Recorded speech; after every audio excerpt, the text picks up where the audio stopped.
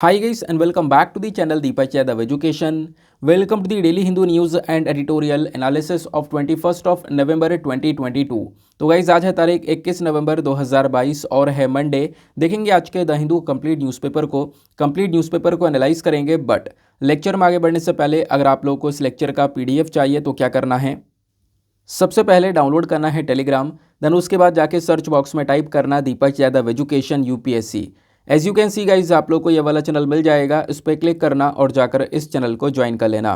देखो अगर आप लोगों को इस तरीके से ये चैनल नहीं मिलता है तो नीचे डिस्क्रिप्शन बॉक्स में पीडीएफ लिंक के नाम से एक लिंक दिया गया है। जैसे आप उस पर क्लिक करोगे ये चैनल ऑटोमेटिकली ओपन हो जाएगा, इसको जाके ज्वाइन कर लेना।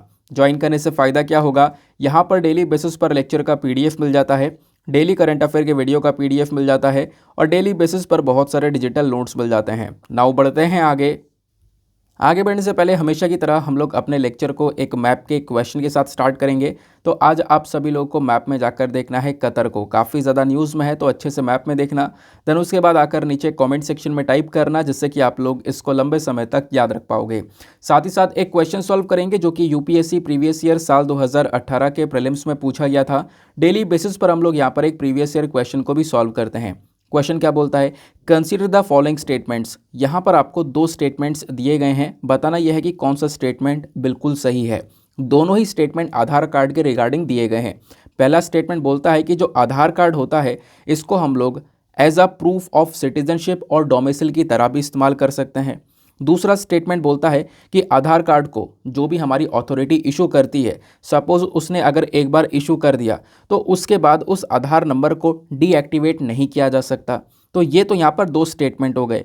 नीचे आपको ऑप्शन दिए गए हैं, option number A 1 only, option B 2 only, option C दोनों ही सही हो सकते हैं या फिर ऑप्शन डी दोनों के दोनों गलत हैं।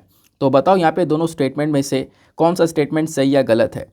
नीचे कमेंट सेक्शन में सभी लोगों को इसका आंसर देना है, एटलीस्ट सभी को इसमें पार्टिसिपेट करना है जैसे मैं आप लोगों से डेली बेसिस पर बोलता हूं। बाय द वे इसका जो करेक्ट आंसर है वो मैंने आपको टेलीग्राम पर प्रोवाइड करवा दिया है। साथ ही साथ में वीडियो के लास्ट में भी हम लोग इसके करेक्ट आंसर का डिस्कशन कर लेंगे, तो वहाँ पर भी आपको इसका सही उत्तर पता चल जाएगा। तो चलो शुभ आरंभ करते हैं और चलते हैं सबसे पहले थंबनेल वाले इंपॉर्टेंट आर्टिकल की तरफ। राज कुंद्रा के बारे में सभी लोग जानते होंगे। पिछले साल ये जो पर्सन है बहुत ज़्यादा न्यूज़ में बने हुए थे, किस चीज़ को लेकर, पॉर्न फिल्म्स को लेकर। पॉर्न फिल्म्स को बनाया था जिसकी वजह से यहाँ पर राज कुंद्रा को अरेस्ट भी किया गया था, कुछ दिन तक ये जेल में भी थे, है ना। लेकिन अभी क्या होता है, फिर से यहाँ पर ये न्यूज़ में बने हुए हैं। आप देखोगे ढेर सारे articles, English plus Hindi articles ढेर सारे पब्लिश हुए हुए हैं यहाँ पे इन पर्टिकुलर पर्सन को लेकर। जैसा आप लोग देख पा रहे होंगे 21 घंटे, 13 घंटा, 11 घंटा पहले एक आर्टिकल है, 10 घंटे पहले एक आर्टिकल है। तो ढेर सारे आर्टिकल्स आप लोग हिंदी प्लस इंग्लिश में देख पा रहे होंगे।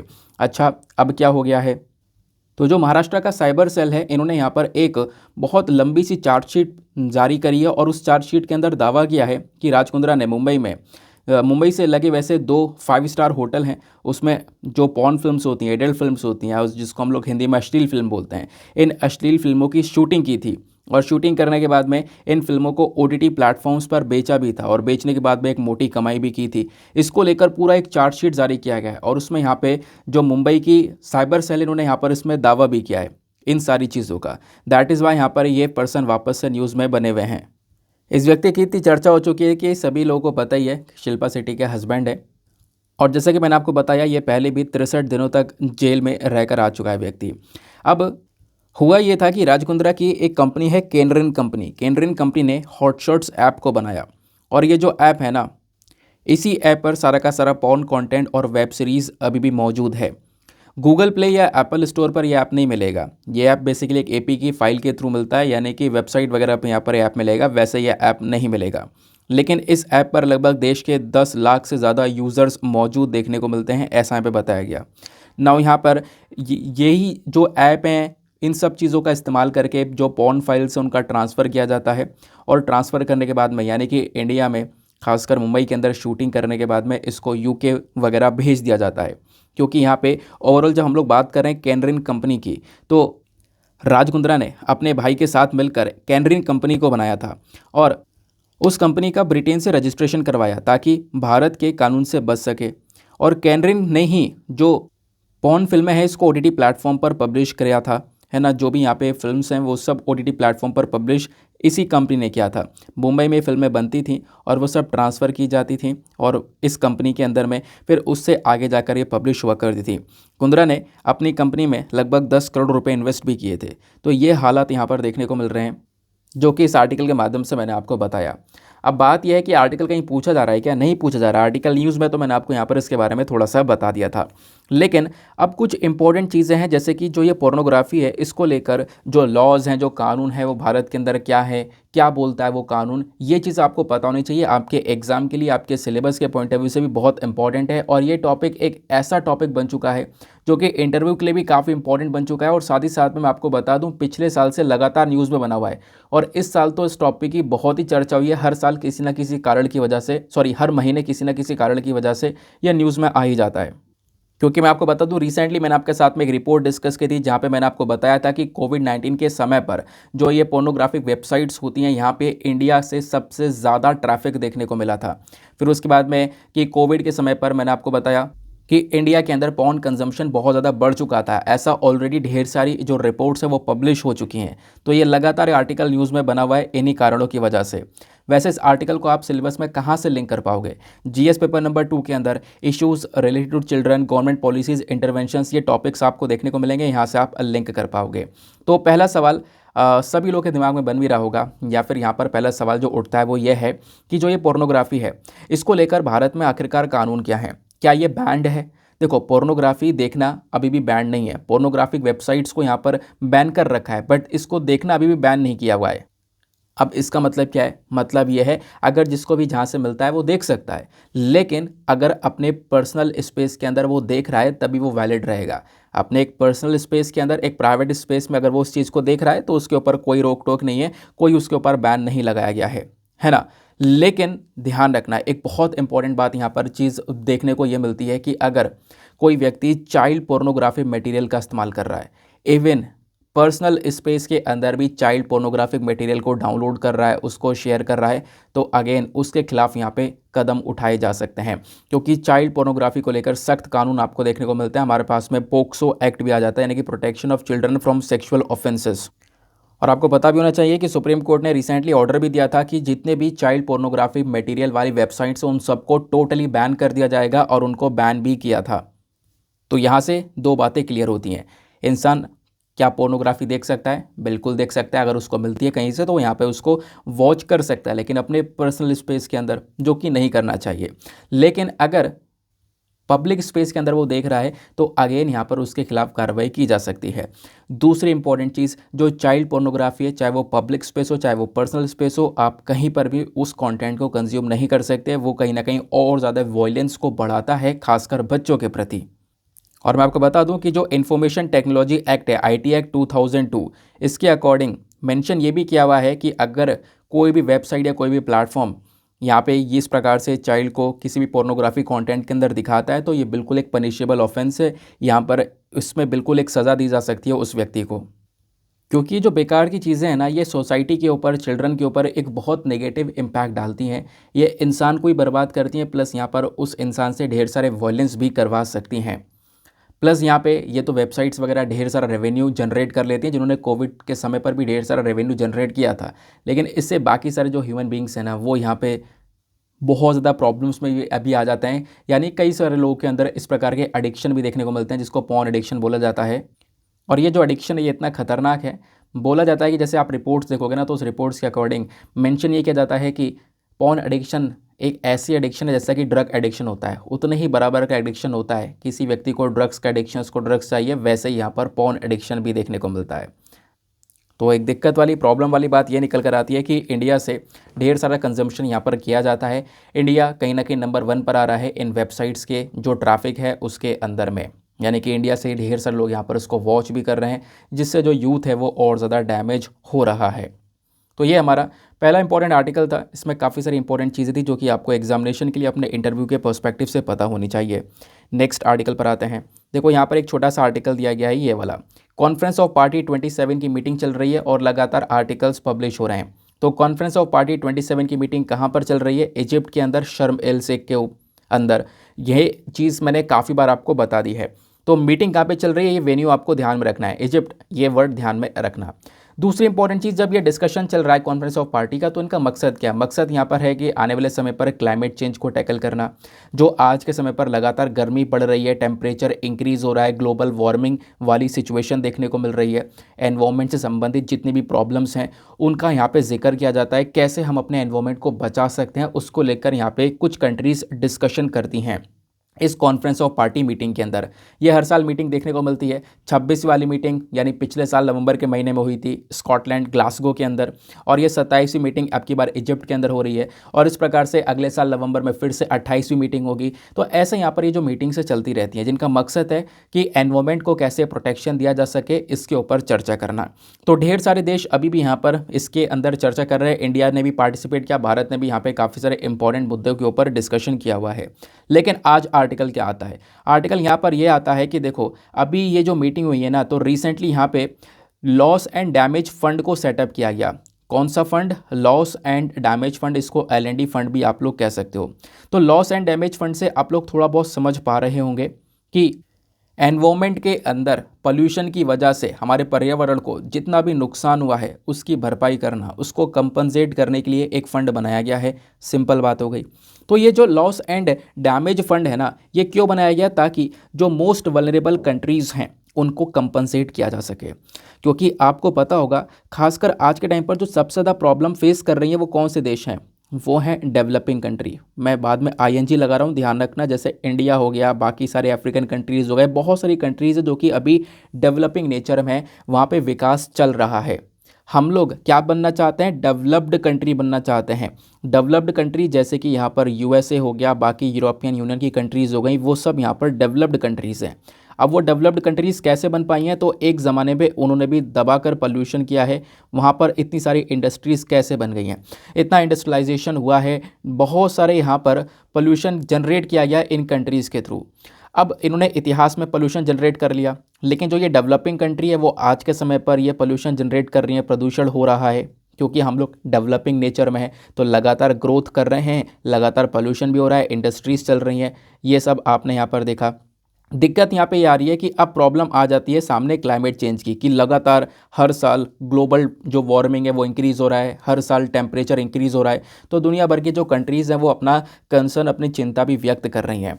तो होता यह है कि जो डेवलपिंग कंट्रीज़ हैं ना, इनके ऊपर थोड़ा सा ज़्यादा जोर दिया जा रहा है। ज़्यादा जोर ये दिया जा रहा है कि ये कंट्रीज़ आज के टाइम पर बहुत प्रदूषण कर रही हैं, इनको प्रदूषण रोकना होगा। तो इनके ऊपर प्रेशर बहुत ज़्यादा आ चुका है। और ये प्रेशर बना कौन रहा है? और ये प्रेशर बना रहे हैं डेवलप्ड कंट्रीज़, जैसे USA, यूरोपियन यूनियन, ये सारे देश यहाँ पर प्रेशर बना रहे हैं डेवलपिंग कंट्री के ऊपर। तो डेवलपिंग कंट्री ने बोला कि ठीक है, प्रेशर बना रहे हो, देखो ये बहुत गलत बात है, क्योंकि आपने अपने इतिहास में बहुत पोल्यूशन किया है, और आज के टाइम पर ये जो कंट्रीज़ हैं ये अगर पोल्यूशन नहीं करती हैं तो इनकी ग्रोथ यहाँ पर बिल्कुल बेकार हो जाएगी, ग्रो नहीं करेंगी। चलो, अगर फिर भी हम लोगों को पोल्यूशन कम करना है तो एटलीस्ट बहुत सारा पैसा चाहिए हमें, यानी डेवलपिंग कंट्री को पोल्यूशन कम करना है, प्रदूषण कम करना है, तो डेफिनेटली इनको हर चीज़ का ऑल्टरनेटिव चाहिए होगा, है ना। जैसे आज फ्यूल जला रहे हैं, कोयला जला रहे हैं, उसकी जगह रिन्यूएबल एनर्जी चाहिए होगी, तो उसको लाने के लिए ढेर सारा पैसा लगाना होगा, इन्वेस्टमेंट लगाना होगा। तो आज के समय पर अगर ये रिन्यूएबल एनर्जी के ऊपर और इन सारी चीज़ों के ऊपर पैसा खर्च देंगे तो बाकी का डेवलपमेंट कैसे हो पाएगा इन देशों के अंदर में?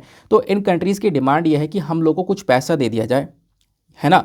हम लोगों को कुछ जो पैसा है एज अ कंपनसेशन प्रोवाइड करवा दिया जाए। वो पैसा हम लोग यहाँ पर मतलब एक क्लाइमेट फाइनेंस की तरह पैसा दे दिया जाए, हम लोग वो पैसा इस्तेमाल करेंगे ताकि यहाँ पे पोल्यूशन कम हो जाए। और वह पैसा कौन देंगी? ये डेवलप्ड कंट्री देंगे, क्योंकि इन्होंने इतिहास में पोल्यूशन भी बहुत किया था। तो इसको लेकर एक डिस्कशन भी ओवरऑल हो चुका था। साल 2020 से भी यहाँ पे चर्चा हुई थी कि ये जो डेवलप्ड कंट्री हैं ये ढेर सारा पैसा प्रोवाइड करवाएंगे डेवलपिंग कंट्री को, ताकि डेवलपिंग कंट्री क्या कर सकें, अपने यहाँ पर पोल्यूशन को टैकल कर सकें। लेकिन ये एक बस खाली अनाउंसमेंट हो गया था, इन कंट्रीज़ ने इस चीज़ को फॉलो किया नहीं, इन्होंने यहाँ पर ये पैसा दिया नहीं। तो ये प्रॉब्लम्स हमें बहुत लंबे समय से देखने को मिल रही हैं, इस मुद्दे को बार बार उठाया जा रहा है। अब उसी से यहाँ पे इस वाले आर्टिकल में एक लिंकेज देखने को मिलता है। लिंक क्या है कि देखो, अभी भी बहुत सारे देश ऐसे हैं ना जो कि क्लाइमेट से संबंधित जो डिज़ास्टर्स होते हैं, चाहे बाढ़ हो गया, अर्थक्वेक हो गया, यानी जो भी ऐसी प्रॉब्लम्स हो गई, उनसे बहुत सारी कंट्रीज़ जो है ना परेशान हैं। उन कंट्रीज़ के अंदर हालात बहुत ख़राब हैं, वहाँ पे एनवायरनमेंट बहुत ज़्यादा डैमेज हो चुका है। तो उसके लिए यहाँ पे लॉस एंड डैमेज फंड को बनाया गया, ताकि यहाँ पे जो ये लॉस और डैमेज हुआ है, जिससे जिससे कि हमारा एनवायरनमेंट भी बहुत पूरी तरह से डैमेज हो रहा है, हमारा एनवायरनमेंट भी ख़राब हो रहा है है ना। तो उसके लिए है यहाँ पर ये जो फंड है ये क्या होगा, ये जो फंड है यहाँ से पैसा निकाल कर इन कंट्रीज़ को दिया जाएगा ताकि ये कंट्रीज़ अपने यहाँ पर अच्छे से चीज़ों को डेवलप कर सकें, ठीक है ना, अच्छे से यहाँ पर इन चीज़ों को टैकल कर सकें। क्योंकि एक रिपोर्ट ये निकल कर आती है कि जितनी भी गर्मी बढ़ रही है ये डेवलप्ड कंट्री की वजह से बढ़ रही है, अमेरिका, यूरोपियन यूनियन जिन्होंने पोल्यूशन किया, और इनका भुगतान किसको भरना पड़ रहा है, डेवलपिंग कंट्री को, है ना, जहाँ पर अच्छे कोई पैसे हैं नहीं, इतना पुअर कंट्रीज़ हैं उनको भुगतान बढ़ना पड़ रहा है। क्योंकि ओवरऑल जो गर्मी जनरेट हो रही है, जो प्रॉब्लम जनरेट हो रही है वो पूरे दुनिया भर के अंदर हो रही है। इससे ढेर सारी अफ्रीकन कंट्रीज़ भी यहाँ पर प्रॉब्लम को फेस कर रही हैं। इनफैक्ट एक रिपोर्ट आती है 55 वल्नरेबल कंट्रीज़ के थ्रू। उस रिपोर्ट के अंदर बताया गया कि कुछ ऐसे देश हैं जिन्होंने पिछले 20 सालों के अंदर बहुत सारा घाटा फेस किया है, उनको बहुत सारा लॉस हो रहा है, ठीक है ना। तो वो जो लॉस उसकी भरपाई कौन करेगा, उसकी भरपाई यहाँ पे डेवलप्ड कंट्री करेंगी, और ये जो पैसा है वो कौन देगा, डेवलप्ड कंट्री प्रोवाइड करवाएंगी। उसके लिए यहाँ पे लॉस एंड डैमेज फंड को सेटअप किया गया। तो ये लॉस एंड डैमेज फंड के अंदर पैसा आएगा, और ये जो पैसा है वो बेसिकली उन कंट्रीज़ के ऊपर लगाया जाएगा जो कि बहुत ज़्यादा वल्नरेबल सिचुएशन में, हालत बहुत ज़्यादा ख़राब है, क्लाइमेट चेंज वाली प्रॉब्लम वहाँ पे बहुत ज़्यादा है। तो उनको यहाँ पे पेमेंट दिया जाएगा ताकि वो अपने यहाँ पर चीज़ों को थोड़ा सा सही कर सकें, ठीक है ना। आई होप आपको यहाँ पर ये पूरी चीज़ें क्लियर हो चुकी हैं। और सबसे बड़ी बात यहाँ पे जो भी क्लाइमेट चेंज हो रहा है, जो भी यहाँ पे पोल्यूशन हुआ है जिससे गर्मी बढ़ी है, उससे भी काफ़ी देशों को नुकसान हुआ है, वहाँ से भी वो उभर सकें, उसके लिए यहाँ पर इस फंड को बनाया गया। क्लियर हो गई बात, सिंपल था आर्टिकल। आगे आते हैं नेक्स्ट आर्टिकल पर। तो वैसे मैंने आपको दो चीज़ें यहाँ पे बताई हैं, लॉस एंड डैमेज फंड के बारे में बता दिया जो आर्टिकल में है, उसके बाद क्लाइमेट फाइनेंस के बारे में अभी जो थोड़ी देर पहले मैंने आपको बताया था वो चीज़ भी यहीं पे क्लियर हो चुकी है। वो चीज़ मैंने यहाँ पे क्यों बताई, क्योंकि वो आगे पेज नंबर 10 पर कवर की थी, इस वजह से दोनों आर्टिकल को कंबाइन करके ही मैंने यहाँ पर समझा दिया। ना अगले आर्टिकल पर आने से पहले मेक श्योर करना है वीडियो पे जो लाइक का बटन है उसको प्रेस कर देना। एक छोटा सा टारगेट है 5K प्लस लाइक्स का, जिसको आप लोग अचीव करवा सकते हो।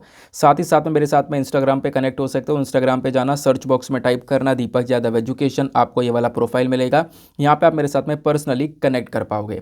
और एक बात और है, वो ये है कि स्टार्टिंग में जो आपसे क्वेश्चंस पूछे गए, जैसे मैप का क्वेश्चन पूछा गया, प्रीलिम्स का क्वेश्चन पूछा गया, उनके आंसर नीचे कमेंट सेक्शन में ज़रूर से दिया करो, ठीक है ना। इससे क्या होता है, एक एंगेजमेंट बना रहता है। तो आप लोग को एक काम ज़रूर करना है, नीचे कमेंट में एक्टिवेट रहा करो।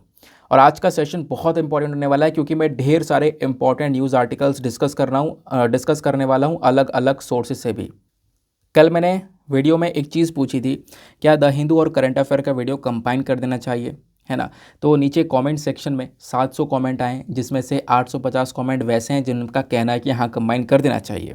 फिर मैंने सोचा एक पोल भी करवा लेते हैं। तो पोल मैंने यहाँ पे करवाया, क्या द हिंदू करंट अफेयर का वीडियो कंबाइन कर देना चाहिए। लगभग 5300 लोगों ने यहाँ पे वोट दिया था, और इसमें 83% लोगों ने बोला है येस। मतलब एक बहुत बड़ा गैप ये देखने को मिला। तो मैंने सोचा ठीक है, चलो फिर सब लोग का जो करंट अफेयर है वो एक ही वीडियो के माध्यम से कवर हो जाएगा। थोड़ा सा वीडियो लेंदी होगा, लेकिन बहुत मज़ा आएगा, और सब कुछ यहाँ पे कवर होने वाला है। जैसे अब मैं आपको जो अगला आर्टिकल डिस्कस करूँगा ना, आप लोग वहाँ से समझोगे कि हाँ आखिरकार डिस्कशन कितना रेलिवेंट है। डोंट वरी, केवल और केवल काम की ही चीज़ और इम्पॉर्टेंट चीज़ें डिस्कस करूँगा जो कि एग्जामिनेशन में पूछी जाने वाली है। जैसे यहाँ पर इकोनॉमिक टाइम्स का एक छोटा सा आर्टिकल है, लेकिन बहुत इंपॉर्टेंट है। आर्टिकल क्या बोलता है, ministry of new renewable energy यानी कि MNRE की बात की जा रही है। तो इन्होंने मंडे में क्या करा, एक टेंडर इशू किया, और उस टेंडर के अंदर यहाँ पर ये बोलते हैं कि तमिलनाडु के अंदर हमें क्या करना है, एक प्रोजेक्ट डेवलप करना है। हमें क्या करना है, तमिलनाडु के अंदर ऑफशोर विंड एनर्जी प्रोजेक्ट का डेवलपमेंट करना है। तो ये बेसिकली MNRE ने काम किया। इन्होंने एक टेंडर जारी किया कि हमें थोड़ा सा एरिया चाहिए, खासकर समुद्र वाला हिस्सा चाहिए, और उसमें यहाँ पे सर्वे करेंगे, देन उसके बाद में ऑफशोर विंड एनर्जी प्रोजेक्ट्स को डेवलप करेंगे। बात यही आती है कि ये ऑफशोर विंड एनर्जी प्रोजेक्ट्स होते क्या हैं, इसको समझेंगे। इंडिया के अंदर विंड एनर्जी सेक्टर कहाँ पर आज के टाइम पर स्टैंड करता है, इसको समझेंगे। तो वो चीज़ यहाँ पे बताई गई हैं। तो इससे क्या होगा कि जो ये विंड एनर्जी है, इससे हम बहुत सारी विंड एनर्जी यानी कि रिन्यूएबल एनर्जी डेवलप कर पाएंगे, और ढेर सारा यहाँ पे फ़ायदा होने वाला है, ढेर सारा रेवेन्यू जनरेशन होने वाला है। तो वो बात यहाँ पर इस छोटे से आर्टिकल में बताई गई है। लेकिन बात यह है कि आपने सुना होगा कि हाँ चलो विंड एनर्जी, ये ऑफशोर विंड एनर्जी क्या है। ऑफशोर जो वर्ड है ना, ये बहुत रेलिवेंट है। ये ऑफशोर विंड एनर्जी प्रोजेक्ट लगाने के बारे में जो चर्चा की जा रही तमिलनाडु के अंदर, ये आखिरकार ऑफशोर होता क्या है, और एक होता है ऑफशोर, एक होता है ऑनशोर। आखिरकार इन दोनों के बीच में भी क्या डिफरेंस होता है, तो वो चीज़ें भी मैं आप लोगों को यहाँ पर बता दूंगा, डोंट वरी, ठीक है ना। तो इस आर्टिकल को हम थोड़ा डिटेल से डिस्कस करने वाले हैं। तो सबसे पहली चीज़ न्यूज़ क्या है? देखो न्यूज़ यहाँ पर ये भी आती है कि हाल ही में लगभग 9 कंट्रीज़ हैं जिन्होंने ग्लोबल ऑफशोर विंड अलायंस को साइन किया है, यानी कॉन्फ्रेंस ऑफ पार्टी 27, जिसके बारे में अभी हमने थोड़ी देर पहले चर्चा करी है। ये जो मीटिंग चल रही है ना, यहाँ पर एक संगठन बनाया गया, एक ग्रुप बनाया गया, ग्लोबल ऑफशोर विंड अलायंस। तो अभी यहाँ पर इस वाले अलायंस को 9 कंट्रीज़ ने यहाँ पर साइन कर लिया है। 9 नई कंट्री हैं। इससे पहले ढेर सारी कंट्रीज़ और भी इस ग्रुप के अंदर हुआ करती थी। तो ये जो नई कंट्री हैं वो कौन कौन सी हैं? तो यहाँ पे आप देखोगे Belgium, Colombia, Germany, Ireland, Japan, Netherlands, Norway, UK, US, ये आपको सारी की सारी नई कंट्रीज़ देखने को मिलती हैं। ऑस्ट्रेलिया ने भी यहाँ पे अनाउंसमेंट कर दिया था रिसेंटली कि हम भी यहाँ पर इस वाले ग्रुप को ज्वाइन करेंगे। तो ये ग्रुप है, एक संगठन है, ग्लोबल ऑफशोर विंड अलायंस। आपसे पूछा जा सकता है ये गोवा है क्या? गोवा नहीं है, ये गोवा है, ठीक है ना। देखो ये जो पूरा ग्रुप है इसको हम लोगों ने एस्टेब्लिश किया था, इसको बनाया था ताकि क्या कर सकें, ऑफशोर विंड को बना सकें, यानी कि जो ऑफशोर विंड प्रोजेक्ट्स होते हैं उसको हम लगा सकें। अब ये ऑफशोर विंड क्या होते हैं, यानी कि पानी के ऊपर जो विंड मिल्स होते हैं उनको लगाकर हम वहाँ से इलेक्ट्रिसिटी को जनरेट कर सकें, ताकि क्या होगा, इससे हम लोग एक रिन्यूएबल एनर्जी बना सकेंगे, यानी कि जो इलेक्ट्रिसिटी बन रही होगी उसके पीछे कोई प्रदूषण नहीं हो रहा होगा, एक साफ़ सुथरी एनर्जी हम लोग को मिल रही होगी। इससे क्या होगा, हम अपने यहाँ पर क्लाइमेट चेंज को टैकल कर पाएंगे, है ना, इससे पोल्यूशन बढ़ने नहीं देंगे। तो वो चीज़ यहाँ पर बताई जा रही है। तो वो एक मकसद यहाँ पर इस ग्रुप का देखने को मिलता है। इस ग्रुप को सेटअप किसने किया था? इंटरनेशनल रिन्यूएबल एनर्जी एजेंसी ने, और साथ ही साथ में ग्लोबल विंड एनर्जी काउंसिल ने। इन दोनों ने मिलकर इस बॉडी को बनाया, ठीक है ना। अब ये ग्लोबल विंड एनर्जी काउंसिल का टर्म आ गया जिसने यहाँ पर इसको बनाया था। तो ये ग्लोबल विंड एनर्जी काउंसिल क्या है, इसको भी डिस्कस कर लेते हैं। ये भी एक बॉडी है जिसको 2005 में बनाया गया था। अब ये बॉडी क्या करती है, इंटरनेशनल लेवल पर, अंतर्राष्ट्रीय लेवल पर हम लोग को एक मंच प्रोवाइड करवाती है जहाँ पे हम लोग विंड एनर्जी को लेकर चर्चा करते हैं। बात क्लियर हुई? आगे आते हैं। तो बहुत सारी और भी ऑर्गेनाइजेशंस है दुनिया भर के अंदर जिन्होंने इस वाले ग्रुप को सपोर्ट किया। ये ग्रुप जो कि क्या बात करता है, जो भी ऑफशोर विंड एनर्जी प्रोजेक्ट है उसको लगाने के बारे में बात करता है। तो इसको ढेर सारा सपोर्ट यहाँ पे दुनिया भर के अलग अलग ग्रुप्स के साथ में मिल रहा है। ये बात आपको क्लियर हो गई। अब सवाल यही आता है कि सर इतनी देर वेट करवा दिया, बता ही दो कि आखिरकार ये ऑफशोर विंड एनर्जी होती क्या है। देखो जो ये विंड एनर्जी होती है ना, इसमें आपको पता चल रहा है, नाम से पता चल रहा है, जो हवा होती है उस हवा के माध्यम से हम लोग इलेक्ट्रिसिटी को जनरेट कर पाते हैं। उस हवा का इस्तेमाल करके टरबाइंस को घुमाने के बाद में उस इलेक्ट्रिसिटी को हम जनरेट कर पाते हैं। सभी को पता है उसके लिए विंड मिल्स का इंस्टॉलेशन किया जाता है। लेकिन जब विंड मिल्स को लगाते हैं ना तो वो दो प्रकार के होते हैं, एक होता है ऑन शोर और एक होता है ऑफ शोर। अब इन दोनों के बीच में डिफरेंस क्या है, इसको एक पिक्चर के माध्यम से समझते हैं। तो ऑफशोर कौन सा होता है, जो कि इस प्रकार से आपको पानी के अंदर देखने को मिलता है, यानी कि समुद्र में ये विंड मिल्स लगाए गए हैं, है ना, समुद्र में लगाए जाते हैं। और ऑनशोर क्या होता है, तो ऑनशोर वो होता है जो ज़मीन के ऊपर लगाए जाते हैं, लैंड के ऊपर लगाए जाते हैं, ठीक है ना। तो दो वर्ड ध्यान रखना, ऑनशोर जो यहाँ पर ज़मीन पर लगाए जाते हैं, ऑफशोर जो कि ज़मीन से दूर यहाँ पर आप कह सकते हो इस प्रकार से समुद्र के ऊपर लगाए जाते हैं। ये हमारे विंड मिल्स होते हैं, ठीक है ना। ये क्या करेंगे, यहाँ पे जो भी हवा चल रही होगी उस हवा के माध्यम से जो ब्लेड्स हैं, जो टरबाइन है वो घूमेगी, उससे यहाँ पर इसके पीछे जो यहाँ पे जनरेटर लगा हुआ होगा, जो मोटर लगी हुई होगी, वहाँ पे इलेक्ट्रिसिटी जनरेट होगी। फिर उस इलेक्ट्रिसिटी को यहाँ पे अंदर तार से निकाला जाता है और उस तार से यहाँ पे निकाल कर हम लोग उसका इस्तेमाल करते हैं, है ना। तो ये बेसिकली यहाँ पे प्रोसेस आपको देखने को मिलता है। तो ऑफशोर का मतलब समझ में आ गया ना, ये बेसिकली हमारा सीखने का एक पर्पस था। तो अगर आपको लिखना हो तो कैसे लिख सकते हो, देखो तो ऑफशोर विंड एनर्जी यहाँ पर एक ऐसी एनर्जी है जहाँ पे हम लोग विंड फार्म्स को पानी के ऊपर बनाते हैं, वाटर बॉडीज़ के अंदर यहाँ पे इसको बनाया जाता है। ये बात आपको क्लियर हो गई। यहाँ पे जो टरबाइंस लगाई जाती हैं ना, कुछ तो यहाँ फिक्स होती हैं, कुछ यहाँ पर फ्लोटिंग होती है, कुछ तैर रही होती हैं। तैरने का मतलब ये नहीं कि तैर कर बह जाएंगी, वो फिक्स्ड वो भी होती हैं, लेकिन थोड़ा सा उनका सतह जो है ना वो ज़्यादा मिला हुआ नहीं होता। जैसा आप लोग यहाँ पर देख पाओगे, यहाँ पर इस वाले स्तर में पानी काफ़ी कम है। अब जब पानी कम है ना तो यहाँ पे क्या होता है कि हम लोग जड़ से ही गाड़ देते हैं इसको और जड़ से यहाँ पे लगा देते हैं इस वाले विंडमिल को। अब सपोज़ यहाँ पे समुद्र के थोड़ा बीच में चले गए तो पानी बहुत गहरा है, पानी बहुत गहरा है तो यहाँ पर ये थोड़ा सा फ्लोट करता है। ये जो हम लोगों ने इसका बेस लगाया है ना, वो यहाँ पर नीचे इस प्रकार से स्ट्रिंग से बांध दिया है, तो ये तैर रहा होता है। तो तैरता हुआ यहाँ पर यानी कि कुछ फ्लोटिंग वाले भी देखने को मिलते हैं, यानी कि जो फ्लोटिंग विंडमिल्स लगाए जाते हैं वो गहरे वाले समुद्र के हिस्से में लगाए जाते हैं, और जो यहाँ पे फिक्स्ड वाले होते हैं वो बेसिकली वहाँ पे लगाए जाते हैं जहाँ पे पानी का स्तर थोड़ा सा कम होता है, यानी कि सतह हमारे को मिल जाती है। क्योंकि यहाँ पर अगर सतह तक पहुँचना है तो इसके लिए यहाँ पर ढेर सारे और ज़्यादा लंबे लंबे बेस हम लोग को चाहिए होंगे, ठीक है ना। तो ये चीज़ आपको देखने को मिलेगी। बाकी एक बात और ध्यान रखना, जो ये ऑफशोर विंड फार्म्स होते हैं जो समुद्र में लगाए जाते हैं, ये कितनी दूर होने चाहिए? लगभग यहाँ पर 200 नॉटिकल माइल्स की दूरी पर ये होने चाहिए। 200 नॉटिकल माइल्स को अगर हम लोग किलोमीटर में कन्वर्ट करें तो कितना किलोमीटर हो गया, ज़रा नीचे कमेंट सेक्शन बताओ। आपने काफ़ी बार इसको पढ़ा होगा जब एक्सक्लूसिव इकोनॉमिक जोन के बारे में डिस्कशन किया है, ठीक है ना। अब होता क्या है, जो भी इलेक्ट्रिसिटी यहाँ पे जनरेट होती है उसको केबल के माध्यम से निकाल कर लेकर आकर हम अपने ग्रिड के अंदर लेकर जाते हैं और वहाँ से फिर उस एनर्जी का इस्तेमाल किया जाता है। ये बात आपको समझ में आई। अब हम लोग डिस्कस करते हैं कि आखिरकार जो ये विंड एनर्जी है ना, इसका स्टेटस भारत में है क्या, भारत में कहाँ पर ये विंड एनर्जी हमारी स्टैंड करती है।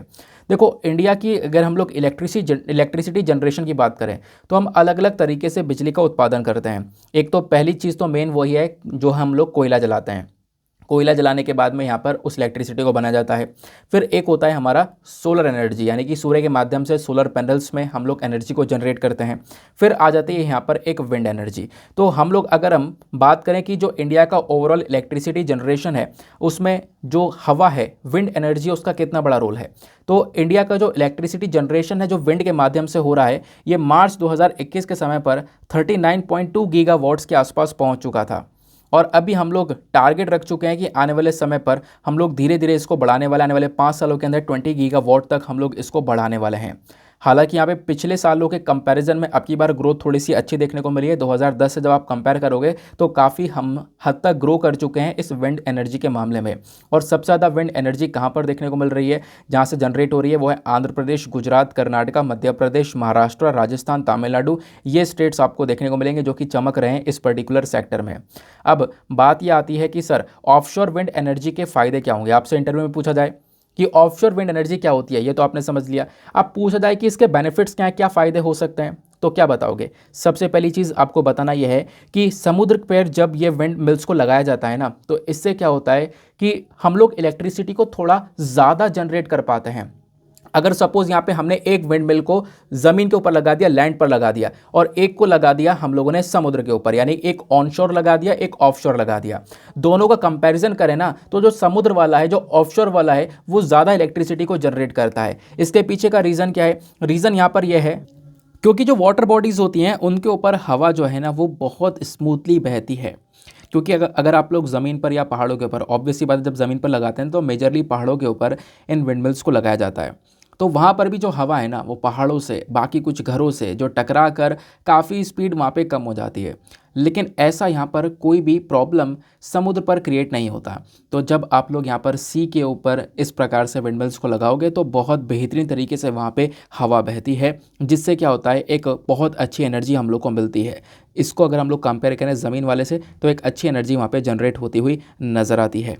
ये बात आपको क्लियर हो गई, क्योंकि मैंने आपको बताया जो विंड का फ्लो है ना, ये किसी भी चट्टान, किसी भी पहाड़, किसी भी बिल्डिंग से रुकता नहीं है। विंड का फ्लो यहाँ पर चलता ही रहता है, ठीक है ना। तो आपने इस बात को ध्यान में रखना है। बाकी एक और पॉइंट आता है, विंड एनर्जी से संबंधित हमारे पास में कुछ पॉलिसीज़ हैं, ये भी आपको पता होनी चाहिए, आपको मेंस में ये हेल्प करेंगी। जैसे national wind solar hybrid policy, ये एक इम्पॉर्टेंट पॉलिसी है। इसका मेन ऑब्जेक्टिव यहाँ पर यह है कि हम लोग एक प्रॉपर रूल्स एंड रेगुलेशंस को लेकर आएँ, ताकि, और बेसिकली रूल्स एंड रेगुलेशंस को लेकर आया हुआ है ताकि हम अपने जो भी विंड एनर्जी है उसको थोड़ा सा प्रमोट कर सकें। उसके लिए national offshore wind energy policy आपको देखने को मिलेगी। अब ये ऑफशोर विंड क्या होता है ये आप लोग अच्छे से समझ चुके हो कि ऑफशोर विंड एनर्जी कैसे जनरेट होती है, ये भी आप लोगों ने यहाँ पर सीख लिया है, ठीक है ना। इस पॉलिसी को लाया गया था अक्टूबर 2015 में। यहाँ पर भी हमारा ऑब्जेक्टिव था मेजरली कि हम लोग बहुत सारा ऑफशोर एनर्जी, विंड एनर्जी बना सकें, खासकर इंडिया के एक्सक्लूसिव इकोनॉमिक जोन में, मतलब कि भारत का बेसलाइन जो है ना, वहाँ से जो 200 नॉटिकल माइल्स तक का एरिया है, उस पर्टिकुलर एरिया, उस पर्टिकुलर समुद्र वाले हिस्से में हम लोग ढेर सारे प्रोजेक्ट्स लगा सकें, वो हमारा यहाँ पर एक टारगेट था। तो इस प्रकार से ढेर सारी पॉलिसीज़ भी आपको देखने को मिल जाती हैं। तो ये आर्टिकल आपको कहाँ पर हेल्प कर सकता है? देखो, प्रीलिम्स के लिए यहाँ पे कम चीज़ है, लेकिन मेंस के लिए बहुत सारी चीज़ें हैं। तो इनफैक्ट मेंस में साल 2016 में आप देखोगे एक क्वेश्चन पूछा गया था। क्वेश्चन यहाँ पर क्या था? Given an account of the current status and the targets to be achieved pertaining to renewable energy sources in the country. मतलब इंडिया के अंदर क्या क्या टारगेट्स हैं हमारे, हमारा करंट स्टेटस क्या है, तो ठीक है ना। और मैंने आपको बताया, देखो रिन्यूएबल एनर्जी का करंट स्टेटस पूछ लिया, सोलर एनर्जी का करंट स्टेटस, रिन्यूएबल एनर्जी का करंट स्टेटस आपको पता होना चाहिए। जिस भी साल आप पेपर देख रहे हो उस साल का डेटा तो आपको पता होना चाहिए कि एग्जैक्टली हम कहाँ पर है, कितनी एनर्जी जनरेट कर रहे हैं, जो कि मैंने अभी आपको थोड़ी देर पहले बताया था। तो 2016 में इस प्रकार से आप पे मेन्स में प्रश्न पूछ लिया गया था। ये बात क्लियर हुई। तो आर्टिकल में क्या चीज़ें थी वो मैंने आपको बताया, आर्टिकल का बैकग्राउंड भी मैंने आप लोगों को पूरा समझा दिया कि इसमें से पढ़ना क्या क्या है। तो तमिलनाडु के अंदर इस प्रकार से एक डेवलपमेंट करने के बारे में चर्चा की गई थी। साथ ही साथ में एक पर्टिकुलर ग्रुप अभी यहाँ पे कॉन्फ्रेंस ऑफ पार्टी 27 के अंदर बनाया गया, मतलब उस ग्रुप के अंदर 9 कंट्रीज़ ने उस ग्रुप को ज्वाइन कर लिया है। तो 2-3 कारणों की वजह से ये आर्टिकल न्यूज़ में था, तो वो सब हमने कंबाइन करके आर्टिकल डिस्कस किया, करंट अफेयर डिस्कस किया, इसकी प्रॉपर बैकग्राउंड इन्फॉर्मेशन को डिस्कस किया। नेक्स्ट आर्टिकल पर आते हैं। नेक्स्ट हमारे न्यूज़पेपर के अंदर ही एक आर्टिकल है हिंदू के अंदर, और यहाँ पे क्या बात की जा रही है, great not. Great not basically एक बर्ड का नाम, एक चिड़िया का नाम है, एक प्रकार की चिड़िया की प्रजाति आपको देखने को मिलती है ग्रेट नॉट वाली। तो ग्रेट नॉट वाली जो ये प्रजाति है ये अभी इंडिया के अंदर देखने को मिली है, गुजरात के अंदर भी देखने को मिली है, खासकर जामनगर के अंदर, और भी कुछ एरियाज़ में देखने को मिलती है। तो देखने का मिलने का मतलब क्या है, मतलब यहाँ पर ये रशिया से ये उड़ कर आती है, ठीक है ना, माइग्रेट करती है। तो अब की बार यहाँ पर इसमें एक रहस्य छुपा हुआ था। क्या ये हुआ कि अभी रिसेंटली यहाँ पे आप देख पा रहे हो कि माइग्रेटरी बर्ड यानी कि ये ग्रेट नॉट ही है।